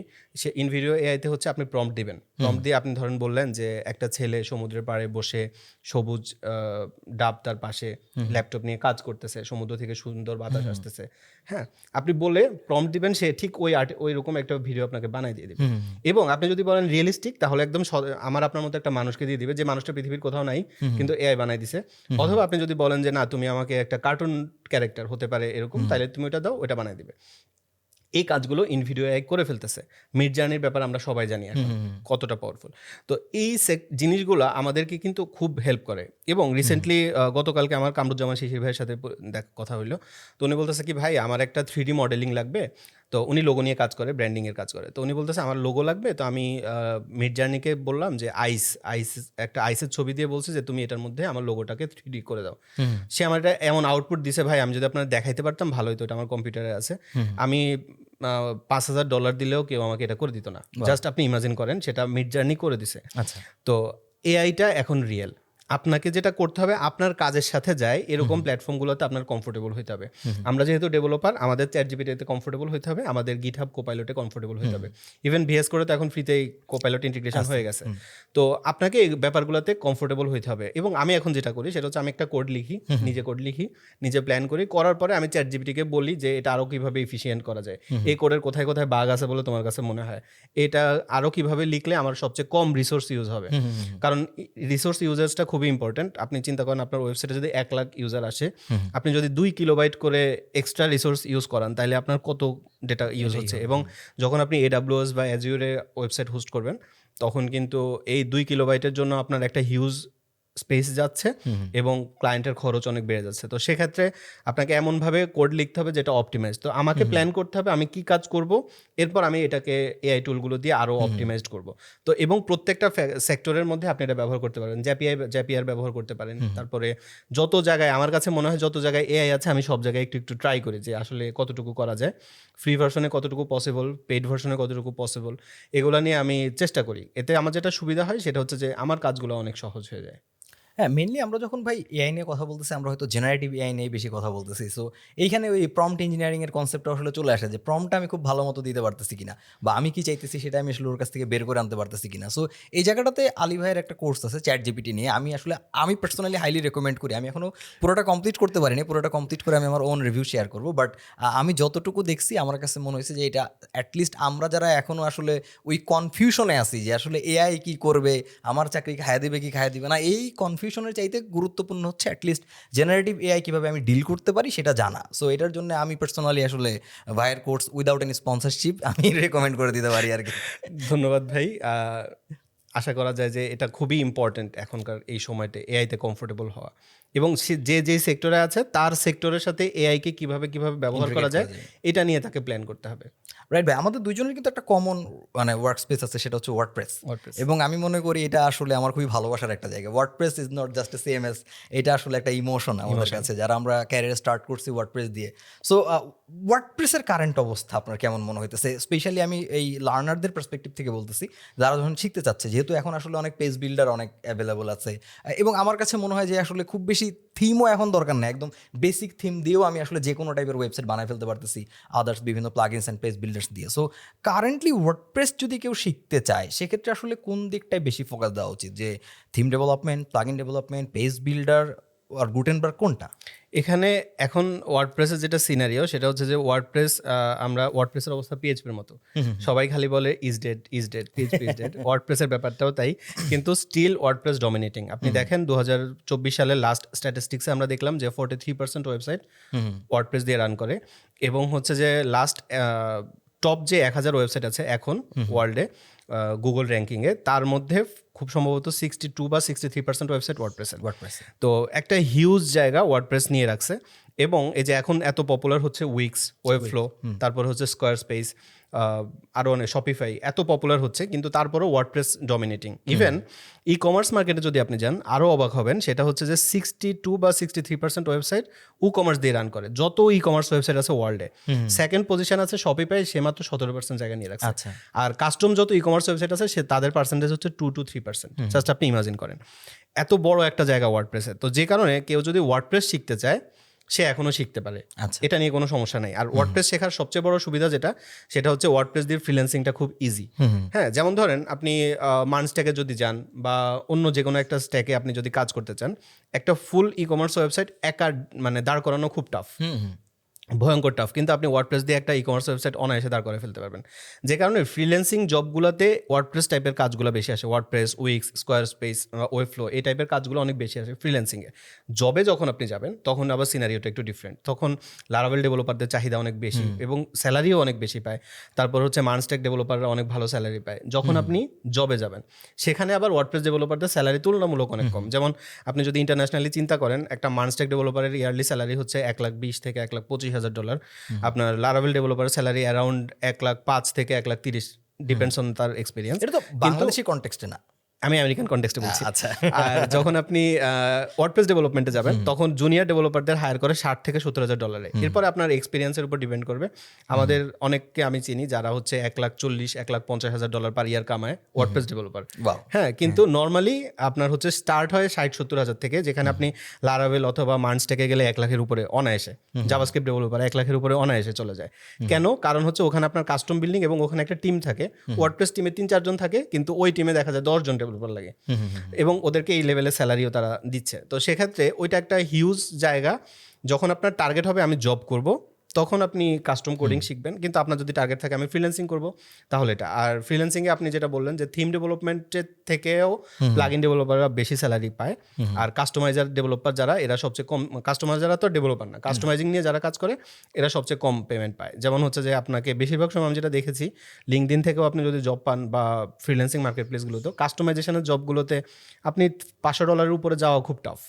কিন্তু ডেভেলপমেন্টের প্রজেক্ট শুরুই হয় 700-800 থেকে। তো সেক্ষেত্রে আপনি আসলে কিভাবে টার্গেট করছেন, লং টার্ম নাকি শর্ট টার্ম, সেটার উপর ডিপেন্ড করবে আপনি কোন পাথটা নেবেন, কাস্টমাইজেশন নাকি ডেভেলপমেন্ট নাকি প্লাগইন ডেভেলপমেন্ট। তবে প্লাগইন ডেভেলপমেন্ট করতে পারলে সবচেয়ে বেশি আর্নিং। রাইট। আমি ভাই মানে রিসেন্টলি সোশ্যাল মিডিয়াতে কিছু ধরেন কন্ট্রোভার্সি বলি বা কিছু আলোচনা বলি, যারা অনেকেই আসলে লিখতেছিল যে মার্নি 2025 সালে রিলেভেন্ট না। তো সেখানে আমরা অলরেডি ওয়ার্ডপ্রেস নিয়ে কথা বলতেছি, এটার কারণে আমাদের আসলে পাথর ছুঁড়ে মারে কিনা এটাও একটা কনফিউশনের ব্যাপার। কিন্তু মূল যে বিষয়টা যে মানে ওয়ার্ল্ডের 43% ওয়েবসাইট যখন অলরেডি আপনার একটা স্পেসিফিক সিএমএস এর উপরে তৈরি করা, আপনি চাইলেও এটা ফালাই দিতে পারবেন না, তাই না? এবং এটার ডেফিনিট একটা মার্কেট আছে এবং এখানে ডেফিনিট একটা ক্লায়েন্ট বেজ আছে, যেটা আসলে ইগনোর করার কোনো সুযোগই নাই। সো যেহেতু আমরা আসলে এখন ওয়ার্ডপ্রেস নিয়ে কথা বলতেছি, আমার কাছে মনে হয় যে মার্ন রিলিভেন্ট কিনা এই কোশ্চেনটাই ইররিলেভেন্ট। মার্ন of course relevant. যাদের মনে হইতেছে যে মার্নের মার্কেট আসলে ওভার পপুলেটেড, স্যাচুরেটেড, আমি যেটা সাজেস্ট করবো যে আপনি আপনার ওন যদি কোনো কোম্পানি থাকে, আমার ধারণা যাদের ম্যাক্সিমাম এরকম নাই তারা এই ক্লেমগুলো করতেছে, যদি থাকে আপনি একটা কাজ করবেন বা আছে এমন কারোর সাথে একটু কন্ট্যাক্ট করবেন যে মার্নের ফ্রেশার, মিড লেভেল ডেভেলপার বা সিনিয়র ডেভেলপার আপনি আসলে খুঁজে পান কিনা, এটা আপনি একটু ট্রাই করবেন খোঁজার।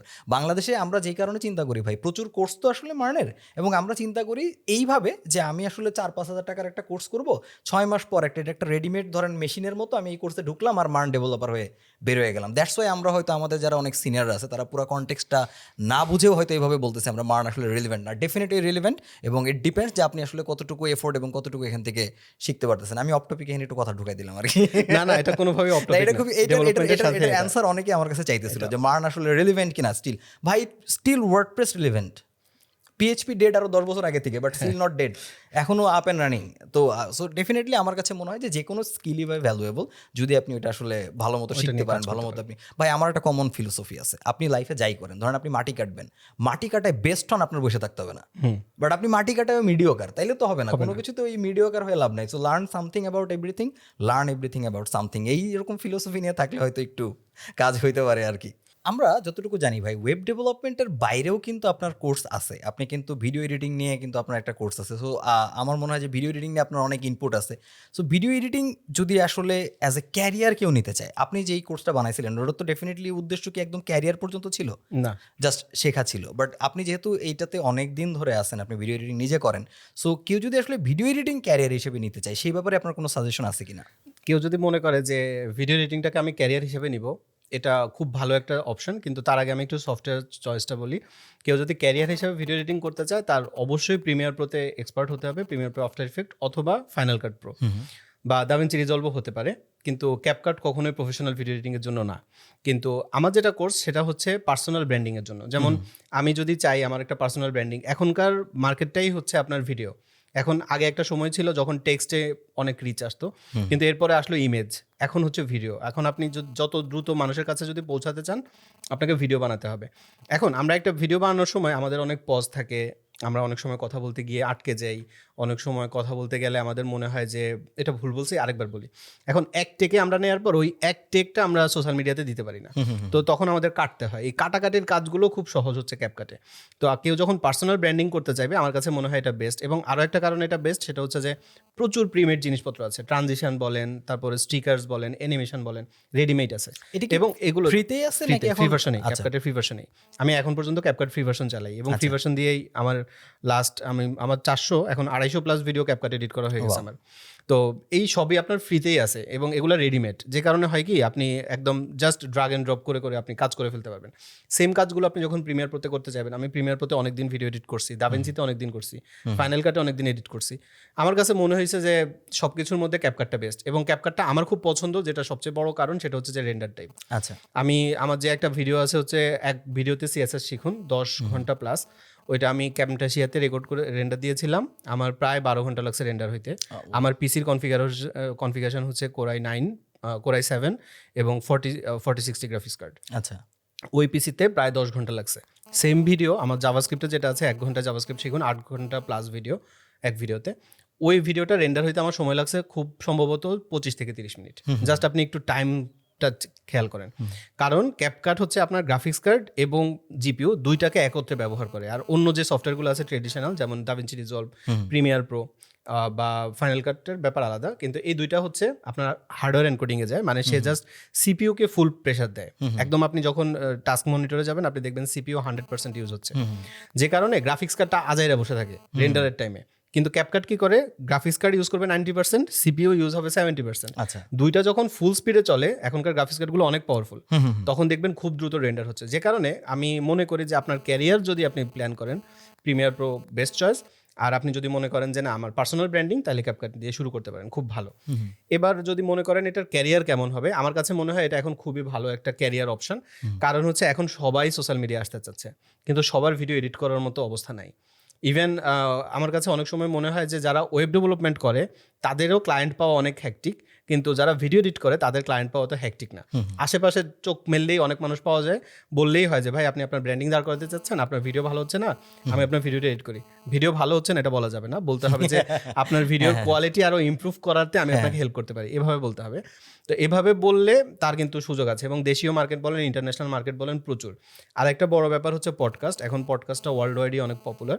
তো একটা বড় পডকাস্ট এডিট করা খুবই টাফ এবং হ্যাকটিক। 3-4টা ক্যামেরা থাকে, অডিও সোর্স থাকে, এগুলো ম্যানেজ করা, ক্যামেরা ম্যানেজ করা, কালার গ্রেডিং করা। এবং একটা পডকাস্ট শুধু একটা পডকাস্ট হয় না, একটা পডকাস্ট থেকে 10টা 15টা কখনো কখনো 20টা রিলসও হয়। তো এই কাজগুলোর জন্য কিন্তু প্রচুর মানে ভিডিও এডিটরের দরকার হচ্ছে। তো কেউ যদি খুব ভালো প্যাশনেট ভিডিও এডিটর হয়, তার জন্য কিন্তু অনেক ভালো career as a video editing. Right. আজকে আমি ফ্রিতে আপনার অনেক কোর্স প্রমোশন করে দিছি। সো আপনি যদি আফটার দ্য পডকাস্ট যদি কোনো কম্পেনসেশন দিতে চান এটাতে কোনো সমস্যা নাই আরকি। ভাই ওয়েব ডেভেলপমেন্ট ফিল্ডে আমরা যখন কথা বলতেছি, আমরা ভিডিও এডিটিং নিয়ে তো শুনলামই।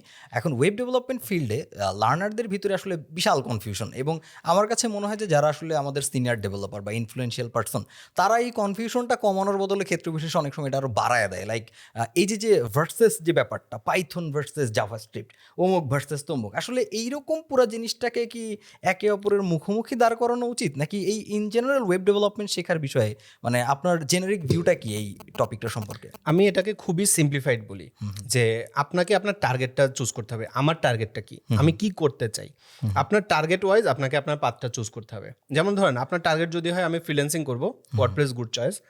আপনার টার্গেট যদি হয় আমি জব করব, সেক্ষেত্রে আপনি অন্য যে ট্র্যাডিশনাল পাথগুলো আছে যেমন মার্নস্ট্যাক হতে পারে, লারাভেল হতে পারে, মিনস্ট্যাক হতে পারে, এগুলোতে আপনি ফোকাস করতে পারেন, বা পাইথন হতে পারে। আবার আপনি যদি মনে করেন আমি এমন একটা ওয়েবসাইট বানাবো যেখানে এআই এর অনেক ইমপ্লিমেন্টেশন থাকবে, আর্টিফিশিয়াল ইন্টেলিজেন্স থাকবে, মেশিন লার্নিং থাকবে, পাইথন অবশ্যই গুড। আপনার যদি টার্গেট থাকে আমার ওয়েবসাইট সুপার ফাস্ট হতে হবে, ক্লিক করব চলে আসবে এবং খুব দ্রুত রেসপন্স করবে, তখন অবশ্যই জাভাস্ক্রিপ্ট আপনার বেস্ট চয়েস। টার্গেটটা আপনার কি এটা আপনাকে আগে চুজ করতে হবে। আমি একটু আগে আপনাকে বললাম 60% ওয়েবসাইট ই কমার্স দিয়ে রান করে, তার মানে আপনি আপনার নেক্সট ই কমার্স ওয়েবসাইটটা ই কমার্স দিয়ে বানাবেন, এটা ব্যাড আইডিয়া হবে। আপনার গুড আইডিয়াটা কি হবে, আপনাকে আপনার ইউজ কেস বুঝতে হবে। আপনি যখন ই কমার্স দিয়ে ওয়েবসাইট বানাবেন, আপনি চাইলেও ওয়েবসাইট সুপারফাস্ট হবে না, খুব স্বাভাবিক, কারণ এটা ওয়ার্ডপ্রেসের উপর রান করে। আবার এটার ব্যাকএন্ডে হচ্ছে মাইস্কুয়েল খুব ফাস্ট না, আপনি ভালো জানেন।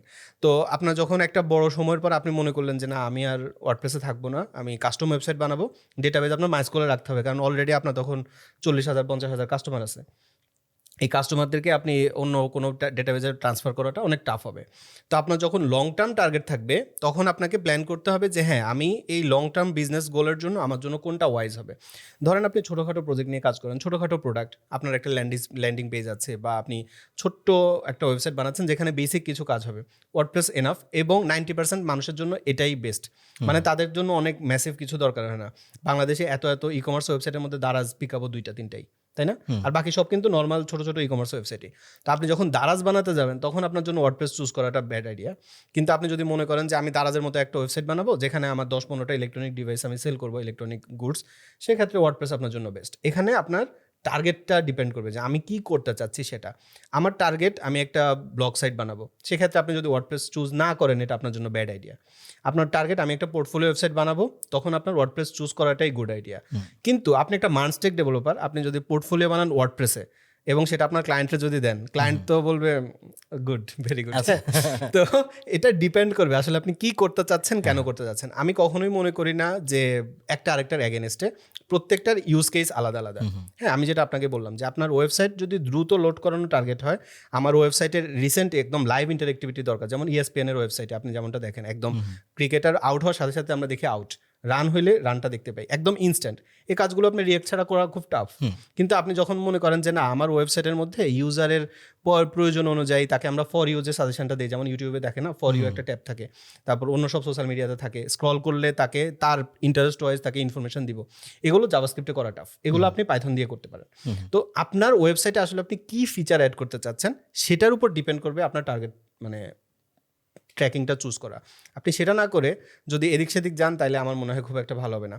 এই জন্য ক্যারিয়ারের প্রথমেই আপনার একটা টার্গেট ঠিক করবেন, আমি কোন ইন্ডাস্ট্রিতে কাজ করতে চাই, সেখানে আমার নিশটা কি সেটা নিয়ে আপনি যদি কাজ করেন তাহলে খুব ভালো। যেমন এত ট্র্যাক থাকার পরেও আমি বলি আমি ওয়ার্ডপ্রেস ডেভেলপার, আমি কখনো বলি না যে আমি মার্ন পারি, আমি এটা পারি ওইটা পারি। আমি মাঝে মধ্যে এটা শিখি ওইটা শিখি। আপনাদের মার্নের ফার্স্ট ব্যাচে আমি এনরোল করেছিলাম, আমি সেখানে অনেকগুলো ক্লাস দেখেছি। আমি কখনো এগুলো ওপেনলি বলি না, কেন? কারণ হচ্ছে যে এটা হচ্ছে আমার সাইড জিনিস, এটা আমার মূল কাজটাকে আরও সহজ করবে অনেক ক্ষেত্রে, আমার থিঙ্কিং প্রসেসটা আরও বাড়াবে, আমার প্রবলেম সলভিং স্কিল আরও ভালো করবে। কিন্তু আমি ওয়ার্ডপ্রেস ডেভেলপার।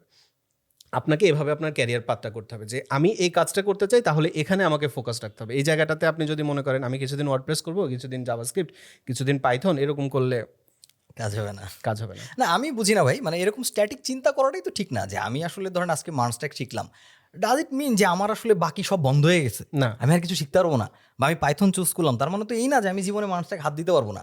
আমি ওয়ার্ডপ্রেস শিখলাম তার মানে তো এই না যে আমি আমার জীবনটা ওয়ার্ডপ্রেসেই আসলে বদ্ধ করে রাখতেছি। আপনি যেমন বলতেছেন যে বিভিন্ন রকম প্রজেক্টের রিকোয়ারমেন্টস অনুযায়ী আমাদের আসলে স্ট্যাকটা চুজ করতে হয়। সো তার মানে কি জিনিসটা ডাইনামিক, আমি স্ট্যাটিক কোনো একটা ফিক্সড স্কিল ডেভেলপ করলাম আর ওটাই থেকে গেল, ব্যাপারটা তা না। Yes, ultimately the concepts are same, আমরা হয়তো ইমপ্লিমেন্টেশনটা ডিফারেন্ট ডিফারেন্ট টেকনোলজিতে করতেছি, কিন্তু আমরা শেখার ক্ষেত্রে যদি মনে করি যে না আমি স্ট্যাটিক, আমি মান শিখলে ওটা শিখতে পারবো না, এটা একটা রং ধারণা। Wrong ধারণা। লিস্ট কিছু একটা শেখেন। সো কিছু একটা, এবং আপনি আমাদের মার্নের কোর্সের কথা বললেন ভাই, আমি ওইটাতে আপনারা একটু জাস্ট জানতে চাইবো আর কি, আপনার কেমন লাগছে আমাদের মার্নের কোর্স? আমার কাছে মনে হচ্ছে এই মুহূর্তে বাংলাদেশে one of the best course.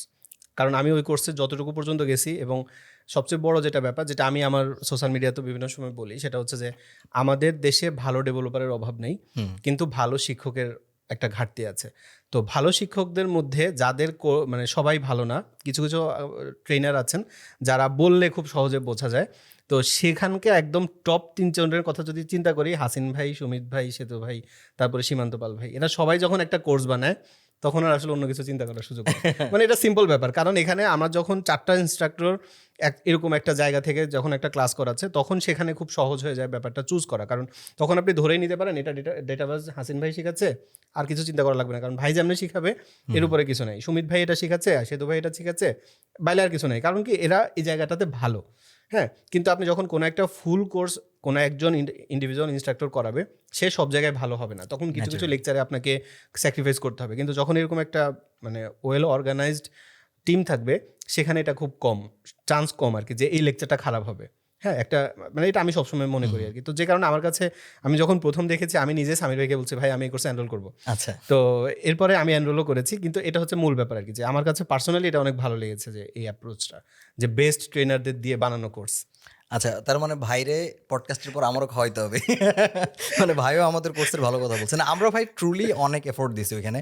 এবং আমরা যেটা বললাম যে এই যে ডিভাইড করে নেওয়া, যে কারা আমরা কোনটা কমপ্লিট করব, এবং এখানে আমরা একটা জিনিস ভাই আবার পরবর্তীতে ইমপ্লিমেন্ট করছি, দেখছি যে আমরা যতই বলি, যেমন এটা ধরেন তো একটা খুব বড় মানুষজন, আসলে খুব স্পেসিফিক মানুষজন যারা হয়তো জিনিসটাকে একটু ট্রল করে বলবে স্টার ইনস্ট্রাক্টর, এই যে ব্যাপারটা, স্টার ইনস্ট্রাক্টর থাকলেই কোর্স ভালো হবে না, এই না সে না। ইয়েস, আই অ্যাগ্রি, স্টার ইনস্ট্রাক্টরের শেষ কথা না। তো ওই জায়গাটাতে আমরা যেটা করছি ভাই, আমরা দেখছি যে ন্যাচারালি যখন এরকম স্টার ইনস্ট্রাক্টরস আপনার একটা কোর্সে থাকে, অনেকেই হয়তো কনফিউশনের কারণে প্রশ্ন করতে পারে না বা প্রশ্ন করতে চায় না, প্রবলেম ফেস করে। ওই জায়গাটাতে আমরা একটা জিনিস ইমপ্লিমেন্ট করছি, আমরা 5 বেলা সাপোর্ট সেশন চালু করছি, মানে প্রতিদিন 5 বেলা। সো তার মানে হচ্ছে যে ভাই তুমি যদি শিখতে চাও, তোমার অ্যাটলিস্ট কথা বলার, তোমার কনফিউশনগুলো শেয়ার করার কেউ না কেউ আছে। হ্যাঁ, তুমি হয়তো লাইভ ক্লাসে বলতে পারলে না তোমার মেন্টরের সাথে ডিরেক্ট কথা, বিকজ অনেক মানুষ ক্লাস করবে, সবার সব কোশ্চেন হয়তো অ্যান্সার দেওয়া পসিবল না। যেটা পসিবল না সেটা স্বীকার করাটাই ভালো, ওভার কমিট করার চাইতে। বাট ওই সাপোর্ট সেশনগুলোতে কিন্তু ওই জিনিসগুলো কমপ্লিটলি ক্লিয়ারিফাই করা যায়। এবং এই যে আপনারা বিভিন্ন রকম যে ফিডব্যাকগুলো আমাদের দিবেন, সেগুলোর উপর তো ডেফিনেটলি আমরা কন্টিনিউয়াসলি সেটা ইমপ্রুভ করার ট্রাই করবো। সো আপনি রিসেন্টলি আপনার প্রোকোডার একাডেমি নিয়ে বেশ অ্যাক্টিভলি কাজ করা শুরু করছেন, সেটার জন্য ডেফিনেটলি অনেক শুভকামনা থাকবে। এর বাইরে কি আসলে অন্য প্ল্যাটফর্ম নিয়ে কোনো চিন্তা আছে কিনা? যেমন যে কোনো হইতে পারে, ইন্টারেক্টিভ ক্যাটস হইতে পারে। হ্যাঁ, হতে পারে। হইতে পারে, আচ্ছা আচ্ছা, তার মানে রাস্তা বন্ধ না। ওকে, অবশ্যই আমার খুব ইচ্ছা আছে, দেখা যাক ইনশাল্লাহ। ঠিক আছে ভাই, আমরাও সেই আশায় থাকলাম যে অবশ্যই আমরা হয়তো কোনো না কোনো দিন আলী ভাইকে ইন্টারেক্টিভ ক্যাটসে, বা আমি তো চাবো যে আমার সাথে জানি কোনো একটা কোর্সে ভাইরে আমি অ্যাজ এ মেন্টর হিসাবে পাই আর কি। ঠিক আছে, অবশ্যই ইনশাল্লাহ। ভাই। এখন আমরা হচ্ছে যে আমাদের ওয়েব ডেভেলপমেন্ট টপিকের আরেকটা খুব ইম্পর্টেন্ট একটা বিষয় আছে, সেটা হচ্ছে যে টেক ব্যাকগ্রাউন্ড, নন টেক ব্যাকগ্রাউন্ডের যে কথাটা আমরা বলি, আমরা দেখি যে বর্তমানে বিভিন্ন আর্টস রিলেটেড সাবজেক্টগুলো হইতে পারে, মাদ্রাসা হইতে পারে, এরকম অনেক স্টুডেন্টসরা আছে যারা আসলে ওয়েব ডেভেলপমেন্টের দিকে অনেক শিফট করতেছে, যেটা খুবই পজিটিভলি আমি দেখি আর কি। সো আপনি ইন জেনারেল এই ব্যাপারটা কীভাবে দেখেন, এবং আপনার কেন মনে হয় যে এই যে নন টেক ব্যাকগ্রাউন্ডের মানুষরা, তারা খুব বেশি কেন ওয়েব ডেভেলপমেন্ট বা এই টেক রিলেটেড সেক্টরগুলোতে এখন আসতেছে? এটা তো আগে এত বেশি ছিল না, এখন এত বেশি কেন? এটার একটা বড় কারণ সোশ্যাল মিডিয়া এবং মিডিয়া কভারেজ।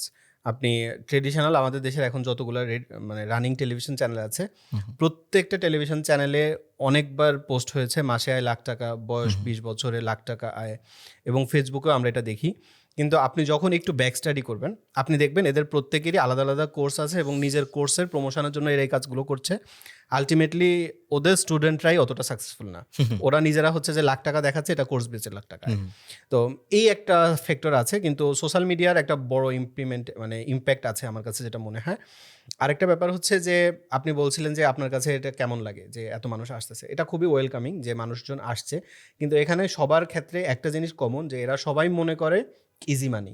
ওয়েব ডেভেলপমেন্টে আসলে বা ফ্রিল্যান্সিংয়ে আসলে ইজি মানি, কিন্তু একটা কথা আপনাকে মনে রাখতে হবে, আপনি যদি ভ্যালু অ্যাড না করতে পারেন কেউ আপনাকে কোনো টাকা পয়সা দিবে না। ভ্যালু অ্যাড করাটা ইম্পর্টেন্ট। হ্যাঁ, একটা ক্লায়েন্টের একটা ওয়েবসাইটের এই লোগোটা ঠিকভাবে কাজ করছে না, বা লোগোটা দেখতে ব্লারি মনে হচ্ছে, লোগোতে ক্লিক করলে তার হোম পেজে নিচ্ছে না, এরকম একটা বেসিক কাজ করার জন্য আপনি করে দিচ্ছেন, এটার জন্য ক্লায়েন্ট আপনাকে টাকা দিচ্ছে। সে আপনাকে তার ওয়েবসাইটের অ্যাক্সেস দিয়ে বসে থাকবে, আপনি ঘুরে টুরে চলে এসে বললেন হইলো না, এর জন্য আপনার টাকা দেবে, এরকম ব্যাপারটা না। প্রত্যেকটা কাজের জন্য আপনি ভ্যালু অ্যাড করছেন। আপনার ক্লায়েন্টের ওয়েবসাইটটা স্লো, আপনি তার ওয়েবসাইটটাকে ফাস্ট করাতে হেল্প করলেন। আপনার ক্লায়েন্টের ওয়েবসাইটে ম্যালওয়্যার আছে, আপনি সেটা ক্লিন করতে হেল্প করলেন। আপনার ক্লায়েন্টের ওয়েবসাইট সার্চ ইঞ্জিনে নাই, তাকে র্যাঙ্ক করাতে হেল্প করলেন। আপনার ক্লায়েন্টের ভিডিওটা ভালো হয় নাই, ভিডিওটা সুন্দর করে এডিট করতে হেল্প করলেন। কোনো না কোনোভাবে আপনি যদি ভ্যালু অ্যাড করতে পারেন, সেখান থেকে আপনি টাকা পাবেন। ভ্যালু অ্যাড করতে না পারলে কিন্তু কেউ আপনাকে টাকা দিচ্ছে না। যদি আপনি আওয়ারলি বেসিসে চিন্তা করেন, একটা ক্লায়েন্ট একটা খুব সহজে একটা ফ্রিল্যান্সারকে আওয়ারলি বেসিসে নেয় না। সে যখন তার আগের ফিডব্যাকগুলো দেখে, 2-4টা ফিক্সড প্রজেক্টে কাজ করার পরে তারপর তাকে আওয়ারলি বেসিসে কাজ দেয়। প্রত্যেকটা জিনিস এরকম কিন্তু। তো সেক্ষেত্রে আপনার ভ্যালু অ্যাড করতে হবে। এখন আপনি যদি মনে করেন এখানে ইজি মানি, আমি এখানে আসলাম আর অনেক টাকা ইনকাম করে ফেললাম, তাইলে এটা ভুল ধারণা। এবং একটা বড় মিসকনসেপশন যেটা দেখলে আমার খুব বিরক্ত লাগে সত্যি কথা, সেটা হচ্ছে যে আপনি অনার্স পাস করবেন, মাস্টার্স পাস করবেন, এরপর একটা চাকরিতে যাবেন, আপনার এক্সপেকটেশন থাকে আমার 20,000 টাকা দিলে অনেক টাকা। সেই আপনি 6 মাসের একটা কোর্স করে আপনি টার্গেট করেন আপনি ফ্রিল্যান্সিং করবেন এবং মাসে লাখ টাকা কামাবেন। মানে কেমনে ভাই এটা, মানে এটা কি আমি বুঝলাম না। এই লজিকটা আমার মাথায় আসে না। আপনাকে মাসে লাখ টাকা কোনো সহজ, মানে আমি বলবো কঠিন কিছু না। আপনি মাসে 2 লাখ, 5 লাখ, 10 লাখও আয় করতে পারেন, কিন্তু এটা ডিপেন্ড করবে আপনার স্কিলের উপর। আপনি কাজ শিখছেন, ঠিক আছে, আপনি 6 মাসের একটা কোর্স করছেন, করার পরে আপনি আরও নিজেকে ইমপ্রুভ করেন। আমি দেখি আমাকে অনেকেই বলে ভাই আমি কাজ পাই না। আমার মাঝে মধ্যে আমি যখন খুব ভালো লাগে, মুড ভালো, বা আজকে কোনো কাজ করতে ইচ্ছা করছে না, তখন আমি ফেসবুকে বসে বসে মানুষের কমেন্ট পড়ি। আমার প্রচুর কমেন্ট জমে থাকে, দেখা হয় না, তাকে তখন কমেন্ট পড়ি, মেসেজগুলো পড়ি। অনেকেই আমার মেসেজ করে ভাই আমি কাজ পাই না। তো যখন বলি আপনার পোর্টফোলিও দেন, সে নিজের পোর্টফোলিও দেয় হয়েছে যে ধরেন একটা কথা alihosen.github.com, হ্যাঁ, alihosen.netlify.com। আপনি একটা প্রফেশনাল মার্কেট প্লেসে কাজ করার প্ল্যান করছেন, আপনি নিজের 1500 টাকা খরচ করে ডোমেন হোস্টিং কিনতে পারতেছেন না। এটা তো প্রফেশনাল অ্যাপ্রোচ না। সিম্পল ব্যাপার। আপনি যখন তার গিগ দেখবেন ফাইবারে, আপনি দেখবেন যে সে এআই দিয়ে কোনো একটা গিগ বানাইছে, অথবা অন্য একটা র্যান্ডম মডেলের ছবি কোট পরা, পাশের মধ্যে লেখা রাখছে যে সে PhD টু ওয়ার্ডপ্রেস করে। এখন ক্লায়েন্ট ছবিতে দেখছে এক লোক, গিগের মধ্যে দেখতেছে আরেক লোক, ভিডিওর মধ্যে background random music, random AI voice দিয়ে গিগ। এখন আপনার টেক্সট যত ভালোই হোক, ওই জায়গাতে ক্লায়েন্ট ট্রাস্টটা কোথায় পাচ্ছে? হ্যাঁ, ট্রাস্ট ইস্যু এখানে একটা বড়। এবং সেম ঘটনাটা আপওয়ার্কেও। হ্যাঁ, তো আমরা আমাদের এই বেসিক যে রিসার্চটা, এটা আমরা করি না। কাজ কোনো রকম যেন তেনভাবে শিখে আমরা মনে করি আমরা এখন কেন কাজ পাচ্ছি না। এবং সবচেয়ে অ্যালার্মিং যেটা ব্যাপার, সেটা হচ্ছে যে আপনি এটা অবশ্যই অনেক বেশি ফেস করবেন এবং করেছেন ডেফিনেটলি। আমি জিজ্ঞেস করলে আপনি বলবেন হ্যাঁ।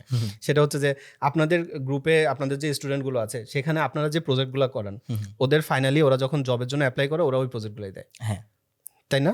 এবং যখন এই ঘটনাটা ঘটে, তখন দেখবেন কি, যখন কোথাও একটা জব ইন্টারভিউতে যাওয়ার পরে সে দেখে যে 5 জনের পোর্টফোলিও একরকম জব ইন্টারভিউ, তখন কি হয়, সে ভাবে কি এরা 5 জনের কেউ এই কাজ শিখে নেই, বুঝছেন? এর মধ্যে কেউ একজন হয়তো অনেক সিরিয়াস। তো এই জন্য আমি সবসময় আপনাকে বলবো, কোর্সে আপনি যে প্রজেক্ট বানানো শিখছেন গুড, কিন্তু আপনি কোম্পানিতে যখন জবের জন্য অ্যাপ্লাই করবেন, আপনি নিজে প্রজেক্ট বানায় ওটা দিবেন। এটা হচ্ছে সবচেয়ে বেস্ট প্র্যাকটিস। তো এই কাজগুলোতে আমার মনে হয় অনেক বেশি ফোকাস করা উচিত। জাস্ট ইজি মানি মনে করে ওয়েব ডেভেলপমেন্ট বা ফ্রিল্যান্সিংয়ের মধ্যে চলে আসা, এটা ব্যাড আইডিয়া। আপনাকে অবশ্যই এই মেন্টালিটি, এই প্রিপারেশনটা থাকতে হবে যে এটা একটা জায়গা, এখান থেকে আর্ন করা যাবে এবং এটা একটা সলিড জায়গা, কিন্তু আপনাকে আগে ব্যাকগ্রাউন্ড রিসার্চ করে আসতে হবে। আমার অ্যাটলিস্ট এতটুকু সময় আছে এবং আমি এরকম ইফোর্ট দিতে পারবো এবং এটা কন্টিনিউয়াসলি দিতে পারবো। হ্যাঁ, কেউ আমাকে বলে যে ভাই আমার এমন একটা কাজ শিখান যে মাসে 20,000 টাকা ইনকাম করতে পারলেই হবে। সত্যি কথা ভাই, আপনি কাজ শিখলে 20,000 টাকা ইনকাম করতে পারবেন না, আপনি হচ্ছে অনেক বেশি কামাবেন, কিন্তু এটা সম্ভব না। আপনি হয় কাজ জানবেন, তখন আপনি অনেক আয় করবেন, কাজ জানবেন না তো আপনি 0 টাকা নিয়ে বসে থাকবেন। মাঝখানে কোনো সুযোগ নেই যে 10,000 20,000 কামানোর। রাইট ভাই, এখানে ইম্প্যাক্ট একটা খুব গুরুত্বপূর্ণ ফ্যাক্টর। যেমন এই আমি আমাদের স্টুডেন্টও যেটা বলি, ধরেন বাংলাদেশে কথার কথা কোনো একজন বলিউড নায়ক হইতে পারে, ধরুন সালমান খান এসে নাচবে। তো সালমান খান তো একা নাচে না, তার সাথে তো আরও অনেকেই নাচে, এবং 100% লিখে দেওয়া যায় পিছে যে ছেলেটা নাচতেছে সে সালমান খানের চাইতে ভালো নাচে অনেক ক্ষেত্রেই, এবং সালমান খানের চাইতে বেশি হার্ড ওয়ার্কার সে। তাহলে তার পেমেন্ট আসলে সালমান খানের চাইতে কম কেন?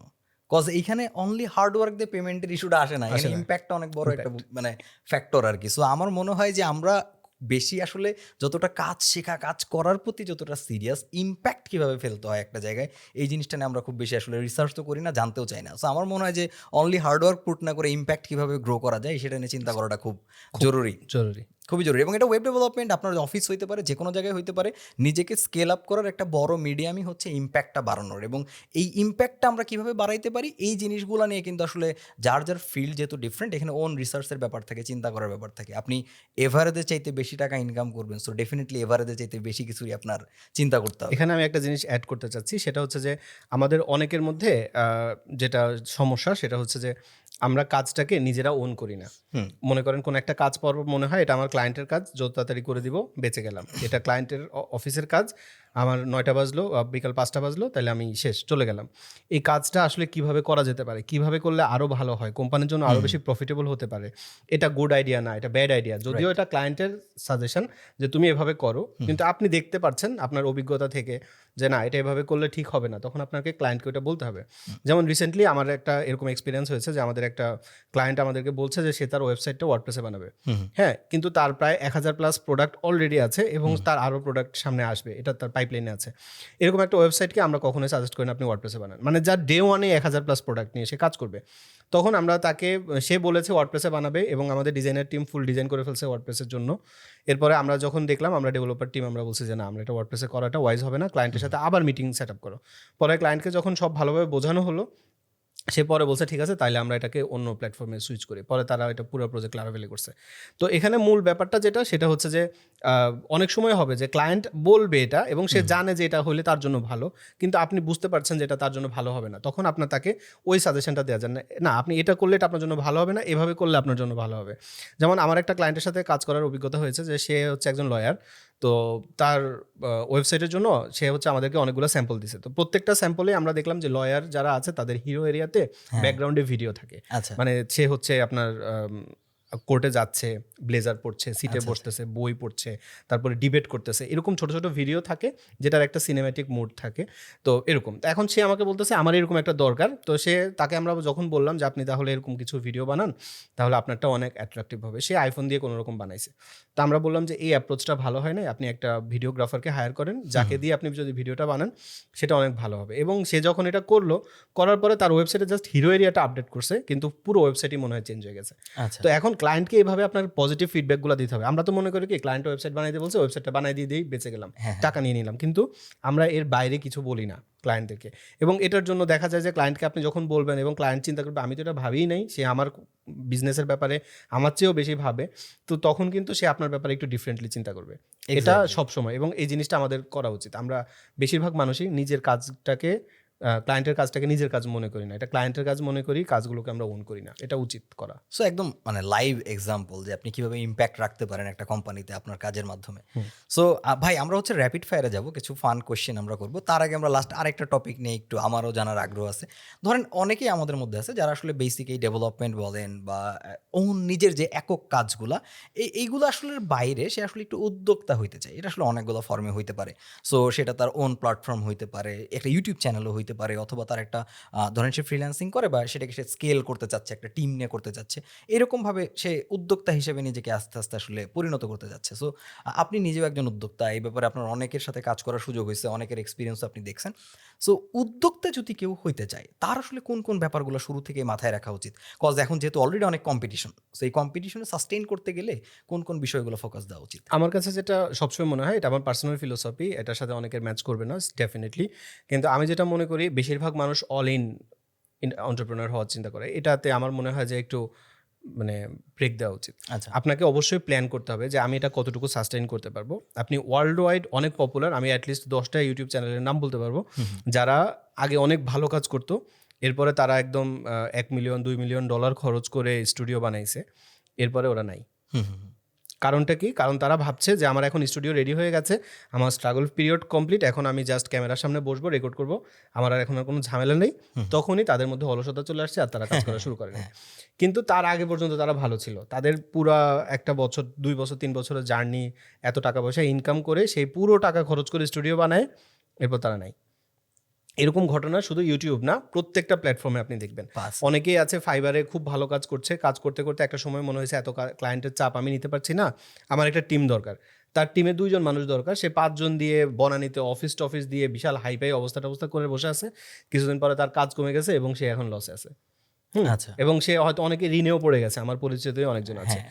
তো এই জন্য আপনার যেটা করতে হবে সেটা হচ্ছে আপনাকে একটু স্ট্র্যাটেজিক্যালি আগাইতে হবে, যে আমার বিজনেসটা এখন এভাবে যাচ্ছে, আমি যদি এখন এই টিমে যাই তাহলে আমার এস্টিমেটেড খরচ কত হবে। আমি বলবো আপনি অ্যাটলিস্ট যখনই কোনো একটা টিমে যাবেন বা আপনি আপনার বিজনেসটাকে একটু 1% থেকে 2%-এ যাওয়ার কথা ভাবছেন, তখন আপনি যে সেকেন্ড যে পার্সন আছে তাকে 1 বছর স্যালারি দেওয়ার মতো অ্যাবিলিটি আপনার আছে কিনা এই মুহূর্তে।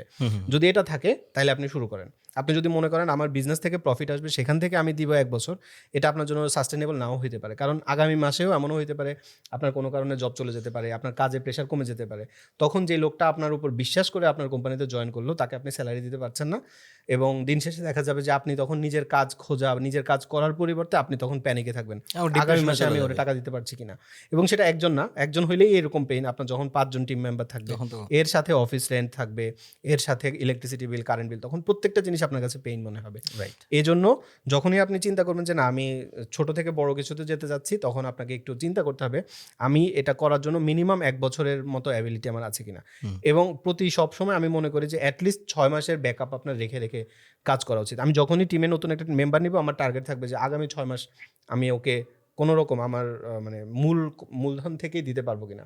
ও আমার জন্য বিজনেস ডেফিনেটলি আনবে, ওর কারণে আমার বিজনেস আরও বড় হবে ডেফিনেটলি, কিন্তু অ্যাটলিস্ট 6 মাস আমার যে এখন যে অ্যাবিলিটি আছে এটা দিয়ে আমি ওকে কন্টিনিউ করাতে পারবো কিনা। যদি এটা করাতে পারেন তাহলে সে 2 মাস 3 মাস যতদিন কাজ করবে আলটিমেটলি সে তার লাইফ সাইকেলটা আরও বড় করছে কোম্পানির জন্য। এই জন্য এন্টারপ্রেনার যদি কেউ হতে চায় তাহলে অবশ্যই আমার কাছে যেটা রিকমেন্ডেশন সেটা হচ্ছে যে নিজের পকেটের দিকে একটু তাকান, প্লাস আশেপাশে সব দিকে খোঁজ খবর নেন। স্টার্টিং বিজনেসের অফিসটাই আপনার বনানী গুলশানে হওয়ার দরকার নেই, আপনি সেটা মিরপুরে করেন বা প্রয়োজনে আপনার নিজের গ্রামেই করেন, রাইট। সেখান থেকে শুরু করেন, পরে আস্তে আস্তে বিল্ড আপ করা, এটা আমার কাছে মনে হয় ভালো। এবং আপনি তো অলিওর কাসার ভাইয়ের অফিসে গেছেন মনে হয়। না, আমি এখনো যাওয়ার সুযোগ হয়নি। আচ্ছা, তো আপনি ওখানে গেলে দেখবেন যে অফিসটা অনেক সুন্দর, বাংলাদেশের গুগল আমরা বলি, কিন্তু সেটা কিন্তু খুব একটা হাইফাই পজিশনে না, কিন্তু অনেক ভেতরে। এবং হচ্ছে যে আপনার নীলা মার্কেট পার হয়ে আরও সামনে গেলে কাঞ্চন ব্রিজ, কাঞ্চন ব্রিজ থেকেও আপনার ওনার অফিসে যেতে প্রায় 20 মিনিটের মতো লাগে বাম সাইডে। হ্যাঁ, বাম সাইডে, সরি ডান সাইডে। তো অনেক ভেতরে, কিন্তু জায়গাটা অনেক সুন্দর, নিরিবিলি, অনেক সুন্দর জায়গা। সে কিন্তু চাইলে তার অফিস গুলশান বনানীতে দিতে পারতো, কিন্তু সে সেটা না করে ওইখানে গিয়ে নিজের জায়গা কিনে তারপর অফিস দেওয়া, এটা খুব টাফ একটা জায়গা, টাফ একটা কাজ। কিন্তু সে এমনভাবে জায়গাটা রেডি করেছে, সব কাজ করেছে। ভাইয়ের কিন্তু প্রফিট থেকে শুরু করে সব কিছু বিশাল, কিন্তু সে এমন একটা জায়গায় গিয়ে এমনভাবে প্ল্যান করে কাজটা করেছে যে দেখেন এখন কিন্তু সে সাস্টেনেবল এবং সাকসেসফুল। তো সব জায়গাতে আমার কাছে মনে হয় এভাবে প্ল্যান করা উচিত প্রত্যেকটা মানুষের। এক্স্যাক্টলি ভাই। এবং আমার কাছে যেটা মনে হয়, ধরেন সাকসেসের যে ডুজ অ্যান্ড ডোন্ট, কী কী করবা কী কী করবা না, ধরেন আপনি কীভাবে সাকসেসফুল হইতে পারেন, এটা আসলে অনেকগুলো রাস্তা থাকতে পারে। ফেল হওয়ার রাস্তা খুব স্পেসিফিক, মানে কিছু স্পেসিফিক কাজ আছে যেগুলো করলে আপনি ফেল হবেনই, সাকসেসফুল আপনি অনেকগুলো ওয়েতে হইতে পারেন। সো আমার কাছে যেটা মনে হয় যে আমরা উদ্যোক্তা হওয়ার আগে একটু এক্সপিরিয়েন্স গ্যাদার করাটাও জরুরি, একটু মার্কেট রিসার্চ করা জরুরি, অন্যান্য যারা কাজ করতেছে তাদের এক্সপিরিয়েন্সগুলো শোনাও খুবই জরুরি। যেমন আমি যখন ভাই, আমি তো বাইক চালানো শিখছি বাইক কিনে এবং এই বুড়া বয়সে আইসা। সো আমার যেটা মেইন কনসার্ন ছিল, সো অ্যাক্সিডেন্ট একটা খুব ইম্পর্টেন্ট ব্যাপার। সো অ্যাক্সিডেন্ট তো অ্যাক্সিডেন্ট হইতেই পারে, যে কোনোভাবে হইতে পারে, এটা আমি না চালাই অন্য কেউ চালাইলে হইতে পারে। বাট আমি যখন শুরু করছিলাম, আমি বিভিন্ন জনের যা জিজ্ঞাসা করতাম যে আচ্ছা তুমি কি অন অ্যাক্সিডেন্ট করছো, তখন বলতো যে হ্যাঁ আমি করছি। আমি শুনতাম যে ও কী ভুলটা করছিল, ওর প্রবলেমটা কী ছিল, কোন কোন ইস্যু ছিল, যে স্পেসিফিক ওই পয়েন্ট আউটগুলো করার চেষ্টা করতাম যে অ্যাটলিস্ট এই জিনিসটা আমি না করার ট্রাই করবো, আমি এটা আসলে করতে চাই না। এর বাইরে যদি হয় এটা তো আসলে মানে আপনি যত ভালো করে চালান, যদি পেছন থেকে একজন এসে ধাক্কা দেয় কিছু করার নেই। কিন্তু ওর এক্সপিরিয়েন্স থেকে কিন্তু আমার স্পেসিফিক কিছু জিনিস শেখার আছে, লাইক আমার মোরে স্লো করা উচিত, আমার মানে কনফার্ম ধরে নেওয়া উচিত না যে ও টান দিবে না, এরকম কিছু স্পেসিফিক ব্যাপার আছে। সো আমার কাছে মনে হয় যে আমরা সবসময় না, যারা সাকসেসফুল তারা কিভাবে সাকসেসফুল হইলো এটা খুব ভালো মতো শুনতে চাই। ভাই আপনি কিভাবে সাকসেসফুল হইলেন, বাট তার কাছ থেকে আসলে শোনা দরকার যে ভাই আপনি কি কি করেন নাই, যেটার কারণে আপনি সাকসেসফুল। এটা আসলে বেশি ইম্পর্টেন্ট, ডুজের চাইতে ডোন্ট আমার কাছে মনে হয় যে অনেক বেশি ইম্পর্টেন্ট। সো একটু রিসার্চ করে উদ্যোক্তা হওয়ার চেষ্টা করলেও আমার মনে হয় যে এটা একটা ভালো একটা বিষয় হইতে পারে। সো আমার মনে হয় ভাই আজকের যে সেশন আমরা এখানে করলাম, আমি পার্সোনালি তো খুবই অনার্ড এবং আমি অনেক কিছু শিখলাম, অনেক কিছু আমি জানতে পারলাম। সো এই পুরা আলোচনায় এত সুন্দর করে বোঝানোর জন্য আপনাকে আসলে অনেক ধন্যবাদ। আমরা যদিও শেষ করতেছি না, আমাদের একটা র্যাপিড ফায়ার পার্ট আছে আর কি। সো ইন জেনারেল আপনার কাছে আবার আমরা ডেফিনেটলি এরকম ব্রড কোশ্চেন নিয়ে আসবো, বাট আমরা র্যাপিড ফায়ারে যাওয়ার আগে মানে ইন জেনারেল যদি আমাদের অডিয়েন্সে আপনার কিছু বলার থাকে আপনি আসলে বলতে পারেন। ইন্টারেক্টিভ কেয়ার্স এখন পর্যন্ত খুব ভালো কাজ করছে। আমি ওদের কাজগুলো খুব মানে অ্যাক্টিভলি খেয়াল করছে কী করছে। তো যেভাবে আপনারা কাজ করছেন আমার কাছে খুব ভালো লাগে এবং সবচেয়ে ভালো ব্যাপার হচ্ছে আপনাদের সাপোর্ট। আপনারা যেভাবে সাপোর্ট দিচ্ছেন এটা হিউজ এবং আমি অ্যাপ্রিসিয়েট করি এবং আমি চাই যে ইন্টারেক্টিভ কেয়ার আরও ভালো হোক, কারণ এই ইন্ডাস্ট্রিটা যত ভালো হবে দিন শেষে আসলে আমাদের ফুল ইন্ডাস্ট্রির জন্য সেটা ভালো। কারণ যখন ইন্টারেক্টিভ কেয়ার ভালো কাজ করবে বা অন্য কোনো একটা কোচিং সেন্টার বা যারা কোচিং করাচ্ছে এরা ভালো শেখাবে, তখনই আলটিমেটলি আমরা ভালো ডেভেলপার পাবো। এবং যখন আমরা ভালো ডেভেলপার পাচ্ছি, ইন্টারন্যাশনালি রিকগনাইজড হবে যে বাংলাদেশি ডেভেলপাররা ভালো করছে, তখন সবার জন্য অ্যাজ এ ব্র্যান্ড এটা খুব ভালো কাজ করবে। এখন যেমনটা ইন্ডিয়াতে হচ্ছে যে সবাই অনায়াসে বলে ইন্ডিয়ান সিইও ভালো, হ্যাঁ ইন্ডিয়ান এরা ভালো, ওইটা ভালো, ইন্ডিয়ানদের কাজ ভালো, ইন্ডিয়ানরা কাজের ব্যাপারে অনেক প্রমিনেন্ট, ওদের কমিউনিকেশন ভালো, ওরা কাজের ব্যাপারে অনেক সিনসিয়ার, কিন্তু বাংলাদেশের ব্যাপারে আমরা এরকম শুনি না। তো যখন আমরা ভালো ডেভেলপার আসলে প্রডিউস করতে পারবো তখন আমরা বলতে পারবো যেটা ভালো এবং ইন্টারেক্টিভ কেয়ার এই কাজটা খুব ভালো করছে। থ্যাংক ইউ ভাই। তারপরেও আমি যেটা সবসময় বিশ্বাস করি যে সবসময় ইমপ্রুভমেন্টের জায়গা থাকে। যদি আমাদের কোনো কাজ আপনার চোখে পড়ে যেটা আসলে আরও ইমপ্রুভ করা যায় বা এই জায়গাটা আমরা ভালো করতেছি না, এই জিনিসটা খারাপ হইলো, আমি মনে করি অডিয়েন্সদের যেরকম অ্যাবসোলুট তো ফ্রি লাইসেন্স আছে যে প্লিজ শুট অ্যাট আস, বলেন যে এই জায়গাটা ভালো করতেছে না। আমি যেটা বিশ্বাস করি যে অ্যাটলিস্ট অ্যাকসেপ্ট করার অ্যাবিলিটিটা খুব ইম্পর্টেন্ট, যে ঠিক আছে আমি এটা ভালো করি নাই, বাট আমি এটা ডেফিনেটলি ভালো করবো, চেষ্টা করবো। সো ওই জায়গাটা থেকে আপনাদের এই মানে একদম ক্রিটিসিজম যেটা পজিটিভ, আমি কনস্ট্রাকটিভ ক্রিটিসিজমে বিশ্বাস করি। সো আপনার যদি আসলে এরকম কোনো কথা থাকে অবশ্যই আমাদের অবশ্যই জানাবেন ভাই। সো আমরা আমাদের র্যাপিড ফায়ার সেকশনে যাব। এখানে হচ্ছে যে আমরা কিছু মানে একদম বেশি চিন্তা করা যাবে না, যেটা মাথায় ফার্স্ট আসবে সেটা বলে দিতে হবে, এই টাইপের কিছু কোশ্চেন আর কি। ওকে, কফি নাকি গ্রিন টি? কফি, দিনের সকালে কফি আর বিকেলে গ্রিন টি। আচ্ছা, মায়ের হাতের কোন খাবারটা সবচেয়ে বেশি প্রিয়? ইলিশ পোলাও। ইলিশ পোলাও। অফলাইন বই আপনার পড়তে বেশি ভালো লাগে নাকি ইবুক? প্রফেশনাল বই যদি হয় তাহলে ইবুক, আর মোটিভেশন বা এই টাইপের বই হলে অফলাইন বুক। পছন্দের programming language? JavaScript. JavaScript. Off. আচ্ছা, পছন্দের রাইটার? লেখক হ্যাঁ। জেমস ক্লিয়ার, অ্যাটমিক হ্যাবিটসের রাইটার। ওকে। আচ্ছা, এখন আপনি রিসেন্টলি মানে ম্যারাথন নিয়েও আছেন এবং আপনার ক্রিকেট নিয়েও ইন্টারেস্ট আছে। তো ক্রিকেট আর ম্যারাথন একটা চুজ করতে বললে কোনটা? ক্রিকেট। ক্রিকেট। আচ্ছা, ম্যারাথন মার খেয়ে গেল। আচ্ছা, এখন কোন সেভাবে ক্রিকেট খেলা হয় না। হয় না আসলে। কোন পজিশনে আপনি ক্রিকেট খেলতে আপনার ভালো লাগতো? আমি সবসময় উইকেট কিপার ছিলাম, প্লাস ওপেনিংয়ে ব্যাট করতাম হচ্ছে অফ সাইডে, মানে আচ্ছা এটাকে কি বলে মনে মাথায় নেই, কতদিন ক্রিকেট খেলি না, মানে ওপেনিংয়ে নামলে ওই পাশে যেতে দাও। আচ্ছা আচ্ছা, নন স্ট্রাইকে ছিলেন? নন আর কি। স্ট্রাইক। ওকে ওকে, বুঝতে পারছি। ভিডিও এডিটিং আর প্রোগ্রামিং, ধরেন আপনার একটা স্পেসিফিক এরকম একটা টাইম আসলো যে আপনার হয় ভিডিও এডিটিং অথবা প্রোগ্রামিং, যে কোনো একটা চুজ করতে হবে, দুইটারই বিউটিফুল ক্যারিয়ার অপরচুনিটি আছে, কোনটা চুজ করবেন? অবশ্যই ওয়েব ডেভেলপমেন্ট। আচ্ছা ওকে। দেশের দেশের আপনার পছন্দের প্রোগ্রামারকে? বাংলাদেশের হ্যাঁ। খুব পছন্দের, আমার কাজ খুব ভালো লাগে হাসিন ভাইয়ের।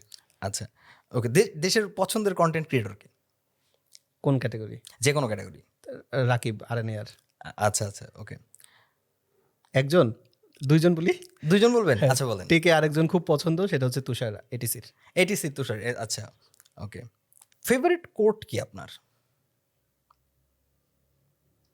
আপনি পারবেন। আচ্ছা, পছন্দের podcast channel? Deep dive with Ali Abdal. ওটা আমার খুব ভালো লাগে অনেকগুলো কারণ, এর মধ্যে প্রথম যেটা সেটা হচ্ছে যে ডাইভার্সিফাইড, মানে ইন্ডাস্ট্রির সব এক্সপার্টরাই মোটামুটি ওর ওখানে গেছে এবং বিভিন্ন টপিকে আপনি জানতে পারবেন। আপনি হেলথ রিলেটেড পডকাস্ট ওর ওখানে আছে, ফিনান্সিয়াল রিলেটেড আছে, আপনার মোটিভেশন রিলেটেড আছে, মানে প্রায় সব ধরনের ক্যাটাগরি যেহেতু আছে আমার কাছে। ওয়েব ডেভেলপার আলী হোসেন নাকি কন্টেন্ট ক্রিয়েটর আলী হোসেন, কোন পরিচয়টা বেশি ভালো লাগে? এখন তো কন্টেন্ট ক্রিয়েটর হিসেবে বেশি পরিচিত, কিন্তু ওয়েব ডেভেলপার আলী হোসেন বেশি ভালো লাগে। আচ্ছা, সো থ্যাংক ইউ আলী ভাই আমাদের আজকের এই এপিসোডের সময় দেওয়ার জন্য। আপনার মূল্যবান সময় থেকে আমাদের সময় দিয়েছেন এবং আমি পার্সোনালি আসলে অনেক কিছুই শিখতে পারছি, যেটা বললাম। হোপফুলি আমাদের যারা অডিয়েন্স তারাও আজকের আলোচনা থেকে অনেক কিছু শিখতে পারছে। সো থ্যাংক ইউ সবাইকে আমাদের এই আলোচনায় পুরোটা সময় সঙ্গে থাকার জন্য। যারা স্টিল নাও এখন পর্যন্ত এই পর্যন্ত শুনছেন, তাদের আসলে হয়, তাদের হবে, এত ধৈর্য নিয়ে শোনার জন্য সবাইকে অনেক ধন্যবাদ। সো ইনশাল্লাহ আল্লাহ যদি বাঁচায় রাখে আবার নেক্সট কোনো এপিসোডে দেখা হবে নেক্সট কোনো অতিথির সাথে। সেই পর্যন্ত সবাই ভালো থাকবেন, সুস্থ থাকবেন। আসসালামু আলাইকুম। আসসালামু আলাইকুম।